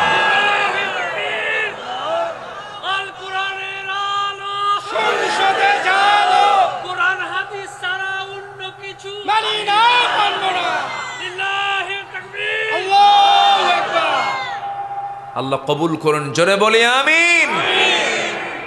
এই ইসলাম প্রতিষ্ঠার জন্য ফুলসজ্জার মধ্য দিয়ে ইসলাম আসে নাই। সাহাবে কেরামদের শরীর থেকে রক্ত ঝরেছে, সেই রক্তে ভেজা ইসলামকে আমরা বাংলার জমিনে বিজয়ী করার জন্য, দেশ স্বাধীনের জন্য যদি লক্ষ তাজা প্রাণ ঢেলে দিতে হয়, আগামীর দিন ইসলামের বিজয়ের জন্য তেমনি সেই রক্ত, বুকের তাজা রক্ত বিলিয়ে দিতে কি সবাই রাজি আছেন? সবাইকে রাজি আছেন? আল্লাহ জান্নাত দিতে রাজি আছেন। আল্লাহ পাক এমনি এমনি জান্নাত দিবেন। আল্লাহ বলছেন তুই জান দে, মাল দে, আমি তোকে জান্নাত দেব। আল্লাহ কি চাইছেন? জোরে বলেন, কি চাইছেন? জান মাল দুটাই দিবি তুই আমারে, আমি তোকে জান্নাত দেব। জান দিবি মাল দিবি না হবে না, মাল দিবি জান দিবি তাও হবে না, জান এবং মাল তুই দুটাই আমারে দিবি, আমি তোরে জান্নাত বুঝাই দেব। লিখে নেন সূরাতুত তাওবা 111 নম্বর আয়াত, একদম ক্লিয়ার কথা। আল্লাহ বলছেন আমি তোর কাছে জান্নাত বিক্রি করে দিয়েছি জান এবং মালের বিনিময়ে। জান মাল তুমি আমাকে দাও। এত সস্তা? এত সস্তা নয় জান্নাত। একটা পরিবর্তনের জন্য রক্ত ঝরাতে হয়, সফলতার জন্য ঘাম ঝরাতে হয়। ইসলাম এমনি এমনি আসেনি। বদর যুদ্ধ পাড়ে দিয়েছেন সাহাবীরা, উহুদ যুদ্ধ পাড়ে দিয়েছেন সাহাবীরা, খন্দকের যুদ্ধ পাড়ে দিয়েছেন সাহাবীরা, ৮৬ যুদ্ধের নেতৃত্ব দিয়েছেন সাহাবীরা। আমার নবীর পরিচালনায় ৮৬ যুদ্ধ পরিচালিত হয়েছে। এমনি এমনি ইসলাম আসে নাই। আমার নবীজি ভ্রাতৃত্বের বন্ধনে আবদ্ধ হয়ে মক্কা ছেড়ে সব কোথায় চলে আসলেন? মদিনায় আসলেন। নানার বাড়িতে বেড়াতে আসছিলেন না। 1 বছরও যেতে না যেতে কি ভ্রাতৃত্ব ছিল দেখেন। বিজয়ের জন্য ভ্রাতৃত্ব প্রয়োজন। আমার সাবজেক্ট আজকে ভ্রাতৃত্ব। আমার নবীজি চলে আসলেন। 1 বছর যেতে না যেতেই বদর যুদ্ধের ডাক চলে এলো। রোজার মাস, কিসের মাস বলেন তো? রোজার মাস। আমার নবীজি সাহাবে কেরামকে বলেন রোজা ভাঙ্গো। কেন হুজুর? জিহাদের ডাক এসেছে। হুজুর রোজাও রাখবো, জিহাদও করবো। রাসূল বললেন না, জিহাদের জন্য শক্তির প্রয়োজন, পানি খাও, শক্তি সঞ্চয় করো, খাবার খেয়ে নাও। সাহাবে কেরামকে রোজা ভাঙ্গায় দিলেন। কোন মাসে বলেন? কোন মাসে? জানমাল নিতে চান কে? আল্লাহ পাক। আমরা দিতে রাজি আছি না ইনশাআল্লাহ? বদর যুদ্ধের ডাক চলে এলো। আমার নবীজি সাহাবে কেরামকে এক জায়গায় করলেন। সৈন্য সংখ্যা খুবই কম, সবার কম বেশি কথাগুলো জানা আছে। 300+ কিছু সাহাবী হলো, 313 জন এখনো পূরণ হয়নি। তাও ছোট ছোট সাহাবী তার মধ্যে ছিল। মদিনার ছোট্ট 2টা ছেলে নবীর সামনে হেঁটে হেঁটে আসে। আফরার 2টা ছেলে, ছেলেদয়। এই 2টো ছোট্ট ছেলে এসে নবীর সামনে ফুটন্ত বুলবুল সামনে দাঁড়ায় বলছে, হুজুর যুদ্ধের নাকি ডাক এসেছে, সৈন্যের সংখ্যা নাই, সৈন্যের সংখ্যা খুব কম, আমারই কি পারমিশন দেওয়া যায়? আমাদের পারমিশন দেওয়া যায়? আমার রাসূল বললেন, পারমিশন দেবো কেমনে? তরবারি ধরার মতো তো বাহুবল নাই তোমাদের, দেওয়া যাবে না। ওই 2 জনের মধ্যে বড়জন বলে, হুজুর ও লম্বায় ছোট আছে, আমি একটু বড় আছি, অন্তত আপনি আমাকে পারমিশনটা দিয়ে দেন। ছোট্ট ভাইটা বলতেছে, হুজুর ওরে যদি পারমিশন দেন আমারও দিতে হবে। কেন? ও লম্বায় বড় হতে পারে, শক্তি আমার গায়ে বেশি। নবীজি খুব খুশি হয়ে গেলেন। নবীজি হাসতেছেন কিন্তু চোখের কোণায় পানি জমে গেছে। আমার নবীজি বললেন, ঠিক আছে যুদ্ধে তোমরা যাবে, কে ফার্স্ট হয় দেখি। দুইজন লড়াই লেগে গেছে, মারামারি লেগে গেছে, বড়জন ছোটজনকে নিচে ফেলে দিয়েছে। ছোটজন নিচ থেকে বড় ভাইয়ের কানের মধ্যে মুখ ঢুকায় বলে, ভাইরে তুই আমার চেয়ে বয়সে বড়, আমি তোর সঙ্গে পারবো কেমনে, গায়ের শক্তি একটু কমায় দে। গায়ের শক্তি কমায় দিল, লাফ মেরে বুকের উপরে বসে বলতেছে, হুজুর এই যে দেখেন বড়জনকে আমি নিচে ফেলে দিয়েছি। নবীজি মুস্কে হাসি মারলেন, ছোট্ট দুইটা বাচ্চাকে বগলের নিচে রেখে আকাশের দিকে হাত তুলে বলছেন, আল্লাহ গায়ের শক্তি নাই কিন্তু ইমানের শক্তি আছে। যেরকম সুবহানাল্লাহ। পারমিশন দিয়ে দিলেন, যুদ্ধ শুরু হয়ে যাবে। আমার নবীজি 313 জন সংগ্রহ করলেন। বদর প্রান্তরটা ছিল মদিনা মুনাওয়ারা থেকে 80 মাইল দূরে। কত মাইল দূরে বলেন? 80 মাইল দূরে। পায়ে হেঁটে হেঁটে পা গুলো ফুলে গেছে, পা গুলো ফসকা পড়ে গেছে। রমজান মাস, হাতে তরবারি নয়, কারো কারো কোনো সাহাবীর হাতে তরবারি নাই, তারা খেজুর গাছের ডাল হাতের মধ্যে নিয়েছেন। যুদ্ধে অংশগ্রহণ করলেন। যুদ্ধ শুরু হয়ে যাবে। আমার নবী যে যুদ্ধ পরিচালনা করতেছেন, বদর যুদ্ধের দিন কাফেরদের ভিতরেও অধিকাংশ কাট্টা কাফেররা অংশগ্রহণ করেছিল। সাহাবে কেরাম এদিকে 313 জন সাহাবিকিনে রাসূল যখন বদর প্রান্তরে যখন উপস্থিত হয়ে গেলেন, যে জায়গায় তিনি দাঁড়ানো ছিলেন সেই জায়গা ছিল বালুর জায়গা। আল্লাহ পাক আমাকে এই সচক্ষে দেখার তৌফিক দান করেছেন। বালুর মাটিতে যখন লেগে যায়, পাটা ডেবে যায়, হাঁটু পর্যন্ত পা গেড়ে যাচ্ছিল। সাহাবীরা বলছেন, ইয়া রাসূলুল্লাহ, যুদ্ধ করতে আসলাম আল্লাহর পথে, আমাদের পা ডেবে গেলে আমরা যুদ্ধ করব কেমনে? আল্লাহর পক্ষ থেকে সাহায্য চলে আসলো। আকাশ ঘন মেঘ জমা হয়ে গেল, বৃষ্টি নাজিল হলো। বালুর উপরে যখন পানি পড়ে, বালুটা শক্ত হয় না নরম হয়? শক্ত হয়ে যায়। গরম পরিবেশ ঠান্ডা হয়ে গেল, সুন্দর পরিবেশ তৈরি হয়ে গেছে। যুদ্ধ শুরু হয়ে গেছে। এই যুদ্ধের ময়দানে সাহাবীরা অংশগ্রহণ করলেন। 14 জন সাহাবী শাহাদত বরণ করেছেন। কয়জন সাহাবী বলেন? 14 জন সাহাবী শাহাদত বরণ করেছেন। এর মধ্যে ওই যে ছোট্ট দুইটা বাচ্চা যখন যুদ্ধের অনুমতি পেয়ে গেলেন, এর মধ্যে একজন, ওই 14 জনের মধ্যে একজন, এই দুই ভাইয়ের মধ্যে একজন শাহাদত বরণ করেছেন। যুদ্ধের ময়দানে গিয়ে এক সাহাবীকে ডাক দিয়ে বলো, চাচা কাফেরদের নেতা, কুরাইশদের নেতা আবু জেহেল কোথায়? সাহাবী বলছে, আবু জেহেল দিয়ে কি করবা? ছোট্ট আওয়াজে বলতেছে, আমরা আজকে যুদ্ধের ময়দানে যেতে চাচ্ছি, কারোর সঙ্গে মোকাবেলা করার জন্য নয়। আমাদের মূল লক্ষ্য হলো আবু জেহেল খতম হয়ে গেলে আমাদের কোনো যুদ্ধ করার প্রয়োজন নাই। জোরে কোন আল্লাহু আকবার। ছোট্ট মানুষ, বড় টার্গেট। বড়জন যুদ্ধের ময়দানে ছোটজনকে বলছে, বলো চলো আবু জেহেলকে খুঁজে বের করি। এক সাহাবীকে ডাক দিয়ে বলছে, কই আবু জেহেল, কই যে আবু জেহেল দেখা যায়? বলতে দেরি হলো, সিংহের মতো গর্জন দিয়ে চলে গেছে। আবু জেহেলের দুই পাশে দুজন পজিশনে দাঁড়ায় আছে। ছোট্ট তরবারি নিয়ে আবু জেহেলের দুই পায়ে সজোর আঘাত করেছে। আঘাত করার সঙ্গে সঙ্গে আবু জেহেল ওই যে ধরাশয়ী হয়ে জমিনে পড়ে গেছে। আবু জেহেল কোমর সোজা করে আর কোনোদিন দাঁড়াতে পারে নাই। যেরকম আল্লাহু আকবার। কিন্তু একদিকে এইদিকে এসে বড় ভাই কাফিরদের দ্বারা আক্রান্ত হয়ে গেলেন। পিছন দিক থেকে একজন কাফের তার ডান হাতে যে হাতে তরবারি ছিল সে হাতে মেরে দিয়েছে তরবারির আঘাত। এক আঘাতে ঝনঝন করে তরবারি পড়ে গেছে। হাতটা এক আঘাতে ঝুলে আছে চামড়ার সঙ্গে। বাম হাতে চট করে তরবারি তুলে নিয়েছেন। বাম হাতে যুদ্ধ করতে করতে ডানের ঝুলন্ত হাতটা সে বারবার বাম হাতে ধাক্কা খায়। নামাজের মধ্যে, সেই যুদ্ধের মধ্যে ওই সাহাবী করলেন কি, ডান হাতটা সোজা বাম পায়ের তলে রেখে এত জোরে টান মারলেন, হাতটা ছিটকে পড়ে গেল। যুদ্ধ থামালেন না, যুদ্ধ চালাতে লাগলেন। এক পর্যায়ে দেখা গেল কাফেররা তার বাম হাতটাও কেটে ফেলে দিয়েছে। যুদ্ধ করবেন কি দিয়ে? দুই হাতি দোনায় তরবারি ধরবেন কেমনে? ঝনঝন করে তরবারি পড়ে গেছে। কালিমার ঝান্ডা ফেলতে দিলেন না, কালিমাকে উদ্বুলন করেছেন। এক পর্যায়ে দেখা গেল পিছন থেকে একজন কাফের এসে সেই ছোট্ট বাচ্চার গর্দান বরাবর আঘাত করেছে। মস্তকটা ছিটকে পড়ে গেল।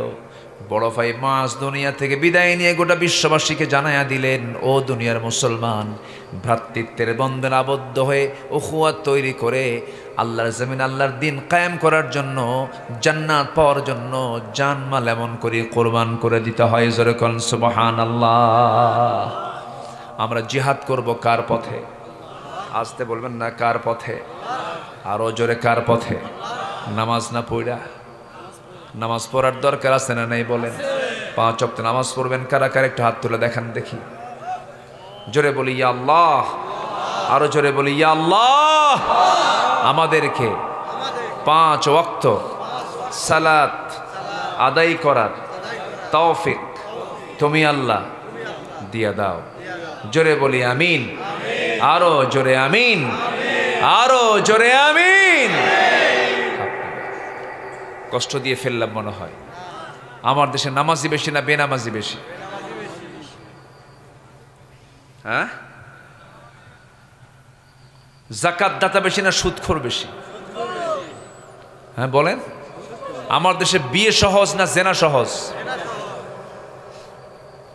কি পরিবেশ আমরা উপহার দিলাম! কি পরিবেশ আমরা উপহার দিলাম!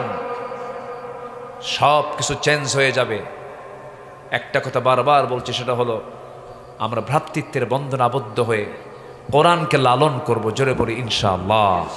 আর জোরে বলি ইনশাআল্লাহ। ভ্রাতৃত্ব আমরা তৈরি করব।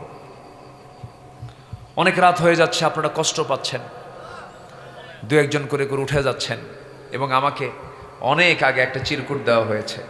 আমি এটাকে চুপ করে রাখছি এই জন্য যে আমি আপনাদের সম্মানে বলিনি, সম্মানে আমি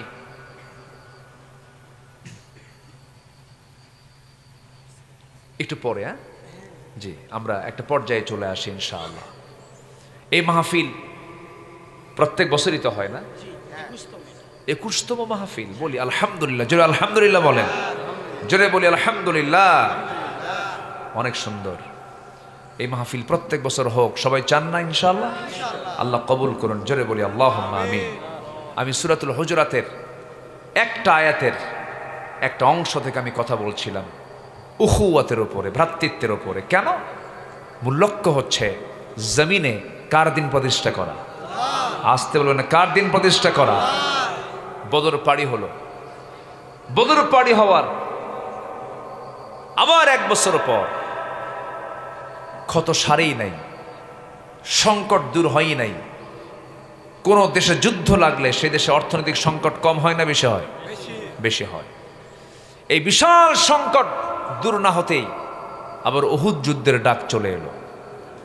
সেই উহুদ যুদ্ধের দিন আমার রাসূলের কানে যখন চলে আসছে যে শত্রুপক্ষ তারা উহুদ প্রান্তর পর্যন্ত চলে এসেছে। এর আগে আসছিল হলো 80 মাইল দূরে, এবার আসছে মাত্র 3 মাইল দূরে। কয় মাইল দূরে? 3 মাইল। সেই মক্কা থেকে 450 মাইল অতিক্রম করে উহুদ প্রান্তরে এসে যখন দাঁড়ালো, নবীজির কানে সংবাদ চলে এলো। রাসূল বলেন, সাহাবীরা সব রেডি হয়ে যাও। লাব্বাইকা ইয়া রাসূলুল্লাহ। সবাই রেডি হলো। মাঝপথে এসে মুনাফিকদের একটা অংশ নবীর সামনে প্রবেশ করলো। হুজুর, কাফিরদের, কুরাইশদের সৈন্য সংখ্যা কত? বলল 3000। আমাদের কত? 1000। এই অসম যুদ্ধে আমরা যাওয়ার জন্য প্রস্তুত নই, আমরা যাব না। আমার নবীজি শুধু মুস্কি হাসি মেরে বললেন যে কে যাবে আর কে যাবে না এটা আমার দেখার বিষয় নয়, দিনকে বিজয়ী করতেই হবে। আমার নবীজি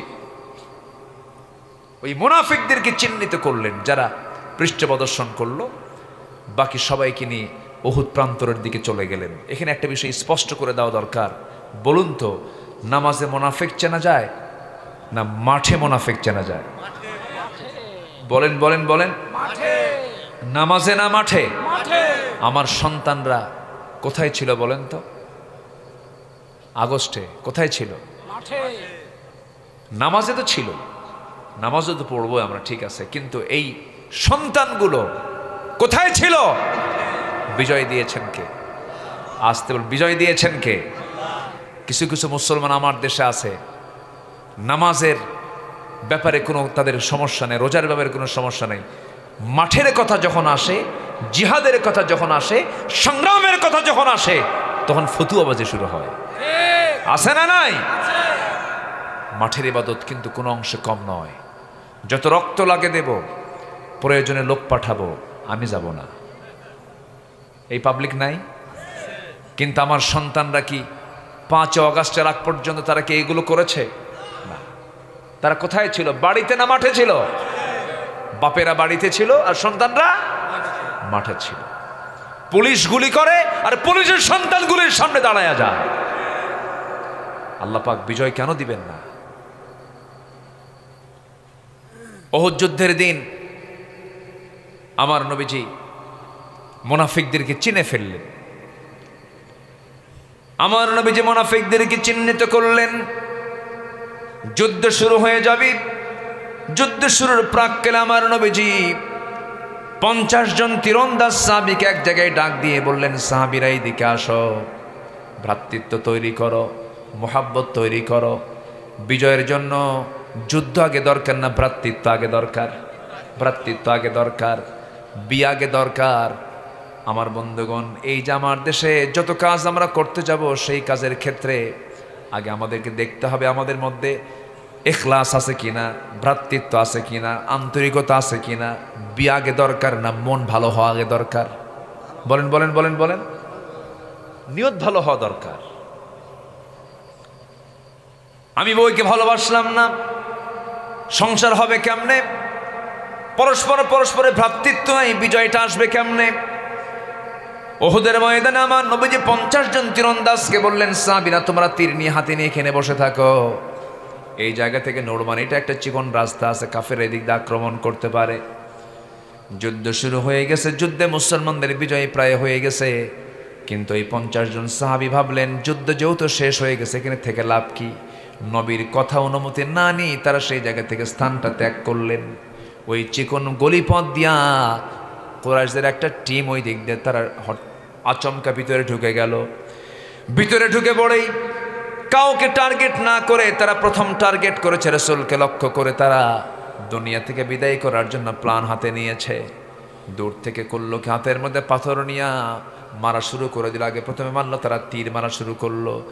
10 জন সাহাবী নবীর চতুর্পাশে প্রাচীরের মতো দাঁড় হয়ে বলছে, হুজুর যত তীর লাগবে আমাদের গায়ে লাগবে, আপনার গায়ে একটা আঁচড়ও লাগাতে দেব না।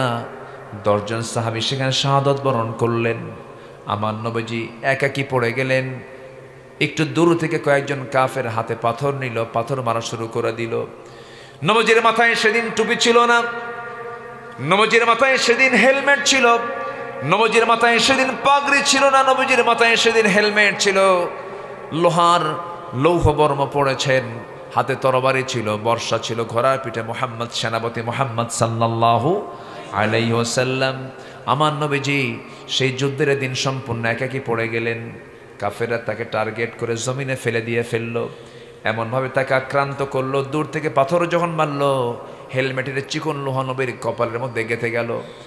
আরেকটা আঘাত করলো গাল বরাবর, শিরস্থানের চিকন লোহা নবীজির গালের মধ্যে গেঁথে গেল। আরেকটা আঘাত করলো নবীজির মুখ বরাবর, সামনের সুন্দর সুন্দর দুটি দাঁত ভেঙে পড়ে গেল। একই মুখের ভেতরে 3টে ইনজুরি, কপালে লোহা, গালে লোহা, মুখের দাঁত 2টা নাই। বিশ্বনবী, যে বিশ্বনবী রাস্তায় হাঁটলে পরে, সূর্যের নিচে হাঁটলে পরে, সূর্যের নিচে আল্লাহ রাব্বুল আলামিন এক খণ্ড মেঘ দিয়ে রাখতেন। জোরে কারণ সুবহানাল্লাহ। যে নবী আমার নখের ইশারায় আকাশের চাঁদ খণ্ডন করেছেন, যে নবী জন্মের সময় আবু তালেব বলেন, বাদেজা মোহাম্মদ, আমি তোমাকে ছোট্টবেলায় দেখেছি, তুমি যখন ছোট্ট নবজাতক ছিল আমি তোমাকে নিজের চোখে দেখেছি। আমি তোমাকে দেখতে আসলাম, তোমার মা তোমাকে দেখে শুধু কান্দে, তোমার কাছে আসে না, শুধু ছটফট করে আর কান্দে। কিন্তু আমি লক্ষ্য করে দেখলাম তোমার মা তোমার কাছে না আসলেও আমি তোমাকে নিজের চোখে দেখেছি। চাঁদনি আকাশের নিচে যখন তোমার মা তোমাকে শুয়ে রেখেছে, সেই সময় তুমি একাকী হাত পা নড়াচড়া করো। তোমার হাতের ইশারা যখন তোমার ডান দিকে তোমার হাতটা চলে যায়, আকাশের চাঁদটা ডান দিকে চলে যায়। তোমার হাতটা যখন বাম দিকে যায়, তোমার হাতের সঙ্গে সঙ্গে চাঁদটা বাম দিকে চলে যায়। যখন তুমি তোমার 2 হাতটা দিয়ে যখন হাতটা নিচের দিকে নেমে আনো, চাঁদটা নিচের দিকে নেমে আসে। আমি কি ভুল দেখছি নাকি মোহাম্মদ, বলো তো? রাসূল মুস্কি হাসি মেরে বলছেন, চাচা আপনি যা দেখেছেন সঠিক দেখেছেন, কারণ আমার মা আমাকে কোলে নিতে পারেন না, এই জন্য, কারণ স্বামীকে তিনি হারিয়েছেন। সন্তান জন্ম নেওয়ার পরে সন্তানকে দেখি সবচেয়ে খুশি হবে যেই লোকটা সেই স্বামী তার দুনিয়া থেকে বিদায় নিয়েছেন। আমার বাপ তো আমার জন্মের আগেই দুনিয়া থেকে বিদায় নিয়েছেন। আমার মা বারবার স্বামীর কথা মনে করে আমাকে কোলে নিতে পারেন না। সেই সময়টুকুন আমি শূন্য ছিলাম, আমাকে খেদমত করার জন্য কেউ ছিল না। সেই জন্য মহান রব্বুল আলামিন ওই শূন্য সময়টুকুন মহান রব্বুল আলামিন আমার জন্য আকাশের চাঁদটা খেলনা বানাইয়া দিয়েছিলেন। জোরে বলি সুবহানাল্লাহ, আরো জোরে বলি সুবহানাল্লাহ। সেই বিশ্বনবী আমার, যার সম্মান আল্লাহর পরে, যার মর্যাদা আল্লাহর পরে, সেই নবীজি উহুদ যুদ্ধের দিন একাকি পড়ে গেলেন। পাথরগুলো মারল, নবীজি মুখ থুবড়ে জমিনে পড়ে গেলেন। কাফিরদের মধ্যে চতুর্দিক থেকে আনন্দ ছড়িয়ে পড়ল। কাফেররা প্রচার করে ফেলল মুহাম্মদ দুনিয়া থেকে বিদায় হয়ে গেছে। কুতিলা মুহাম্মদ, কুতিলা মুহাম্মদ, মুহাম্মদ নিহত। আমার নবীর ইন্তেকালের অপপ্রচার চতুর্দিকে ছড়ানো হলো। সাহাবে কেরামদের মধ্যে কান্নার রোল পড়ে গেছে। সাইয়েদনা ওমর ফারুক রাদিয়াল্লাহু তাআলা কাঁদতে কাঁদতে পাগলের মতো হয়ে গিয়ে তরবারি বের করে নিয়ে বলছে, যে দুনিয়াতে রাসূল বেঁচে নাই সেই দুনিয়াতে ওমরের বাঁচার কোনো প্রয়োজন নাই। নবীর প্রতি মুহাব্বত থাকার দরকার আছে না নাই? ভাই ভাই মুহাব্বত থাকার দরকার আছে না নাই? ভ্রাতৃত্বের দরকার আছে না নাই? আছে। আমার ভাইয়েরা, যত বিজয় পৃথিবীতে আসছে সব বিজয়ের পিছনে একটা হলো সবচেয়ে বড়, এক নম্বরে যেটা হলো আল্লাহর সাহায্য, নম্বর 2 হলো উখুয়াত, ভ্রাতৃত্ব। আল্লাহু আকবার বলেন। এক থাকা। সংসারে কখনো ফাটল সৃষ্টি করা যাবে না, দ্বীনি বন্ধনে কোনো প্রকার ফাটলতা সৃষ্টি করা যাবে না। এটাই হলো বিজয়ের সবচেয়ে বড় দিক। আজকে ফিলিস্তিনকে মারা তো দূরের কথা, গুলি করা তো দূরের কথা, মিসাইল মারা তো দূরের কথা, চোখ রাঙ্গা তাকানোর সাহস ইসরায়েল পেত না। মুসলমানরা যদি এক থাকতে পারত। ভ্রাতৃত্ব নাই, নিজেরাই মারামারিতে ব্যস্ত, নিজেরাই ক্ষমতার দ্বন্দ্ব নিয়ে ব্যস্ত। সম্মানিত ভাইয়েরা, উহুদ যুদ্ধের দিন আমার নবীজি সম্পূর্ণ একাকী পড়ে গেলেন। তীর মারল, পাথর মারল, নবীজি মুখ থুবড়ে পড়ে গেলেন। এক সাহাবী দৌড় মেরে এসে রাসূলকে জড়ায়া ধরলেন, কোলের মধ্যে জড়ায়া ধরে নিয়ে উঁচু একটা পাহাড়ের চূড়ায় তাকে শোয়া রাখলেন। আমার নবীজির পাশে কেউ নাই। সেই সময় একজন সাহাবী, পাগল সাহাবী উবাইদ ইবনে জাররাহ তার পাশে বসা ছিলেন। দেখতে পেলেন কপালে লোহা, গালে লোহা। এই লোহাগুলো বের করবেন কেমনে, পেরেশান হয়ে গেলেন। হাত লাগান, টান দেন, রসুল আও চিৎকার করেন। এবার করলেন কি, রসুল যেন কষ্ট না পান, আস্তে আস্তে না টান দিয়ে জোরে টান দিতে হবে মনে করে দাঁতটা লাগাই দিলেন লোহার সাথে। এমন জোরে টান মারলেন, এক টানে লোহা বের হয়ে আসলো, ফিঙ্কি দিয়ে রক্ত পড়া শুরু হয়ে গেল। গালের লোহাটা টান দিলেন, গাল থেকে রক্ত পড়া শুরু হলো। সেই রক্তগুলো জমিনে ফেলতে দিলেন না সেই সাহাবী। আমার নবীর আড়ালে, আমার নবীর চোখের আড়ালে করলেন কি, লোহা সেই রক্তগুলোকে নিয়ে হাতের অঞ্জলিতে ভরায় নিলেন। লুকায় লুকায় সেই রক্তগুলো ওই সাহাবী পান করছেন। রসুল বলছেন, ওবাইদারে আমার চোখে ফাঁকি দিয়া আমাকে না বলে কি যেন তুমি খাচ্ছ, কি যেন তুমি পান করছো? হুজুর, আপনার রক্ত জমিনে কোথায় ফেলবো, জায়গা পেলাম না, এই জন্য আমি পান করে নিয়েছি। রসুল বলছেন, যে দেহে বিশ্বনবীর রক্ত প্রবাহিত সেই দেহ আল্লাহর জাহান্নাম, তার জন্য আল্লাহর জাহান্নামটা তার জন্য আল্লাহ পাক হারাম করে দিয়েছেন। যেরকম সুবহানাল্লাহ। আমার ভাইয়েরা, হাইয়ান মাজরুহান, নবীজি চূড়ান্ত আকারে আহত হয়ে গেলেন। নবীজির মাথায় ব্যান্ডেজ লাগানো, দাঁত দুইটা ভেঙে দিয়েছে কাফের মুশরিকরা। নবীজি সেই সময় শক্ত কোনো খাবার খেতে পারেন নাই, সেই সময় তিনি হালুয়া খেয়েছেন। আমার রসুল মিষ্টি খেয়েছেন দাঁত ভাঙ্গার আগে না পরে, আসতে কয়, দাঁত ভাঙ্গার আগে না পরে খেতে পারেন না, এই জন্য তিনি নরম করে খেয়ে নিয়েছেন। আমার বন্ধুগণ, মিষ্টি খাওয়া সুন্নাত, দুপুরে ঘুম পাড়া সুন্নাত, চোখে সুরমা দেওয়া সুন্নত, মিসওয়াক করা সুন্নত, আর আল্লাহর দিন কায়েমের জন্য রক্ত ঝরিয়ে জমিনটাকে রক্ত রঞ্জিত করা সুন্নত। এই দুই সুন্নত কখনো কি সমান হতে পারে? আসতে বলবেন না, পারে? পারে না। আমার বন্ধুগণ, এই জন্য আমার ভাইয়েরা, প্রথমে আমি যে কথাটা বলতে চাচ্ছি, মুসলিম বিশ্বের সংকট হলো ভ্রাতৃত্ব। এই ভ্রাতৃত্ব আমরা তৈরি করব, পারিবারিক সম্পর্ক আমরা গড়ে তুলব, সন্তানদের দিকে আমরা খেয়াল করব, পরিবারকে জান্নাতি পরিবার বানায় ফেলব। সমাজকে সুন্দর করে সমাজে ঢেলে সাজানোর জন্য নামাজের পরিবেশ তৈরি করে ফেলবো। যুবকরা, তোমার আমার কথাগুলো শোনো। তুমি যে গ্রামে বসবাস করো সেই গ্রামে লক্ষ্য করে দেখবা কারা নামাজ পড়ে কারা পড়ে না, তাদেরকে দাওয়াত দিবা। কোন গ্রাম কোন ঘর থেকে বোরকা ছাড়া একটা মেয়ে বের হয়, সেই বাড়িতে চলে যাবে, তার গার্জিয়ানকে বলবে, চাচা এই বাড়ি থেকে আপনার মেয়েটা বোরকা ছাড়া বের হয়, আমাদের চোখের গুনাহ হয়ে যায়, আমাদের সমস্যা হয়ে যায়। অতএব এই গ্রামে বসবাস করতে হলে বোরকা ছাড়া বের হওয়া যাবে যাবে না। তা'মুরুনা বিল মারুফ, এইগুলো বিজয়ী করার জন্য, এই কথাগুলোকে বাস্তবায়ন করার জন্য কি দরকার? পৃথক থাকা দরকার না, ভ্রাতৃত্ব দরকার সব জায়গায়। এটা ছাড়া, এটা হলো সবচেয়ে বড় পুঁজি।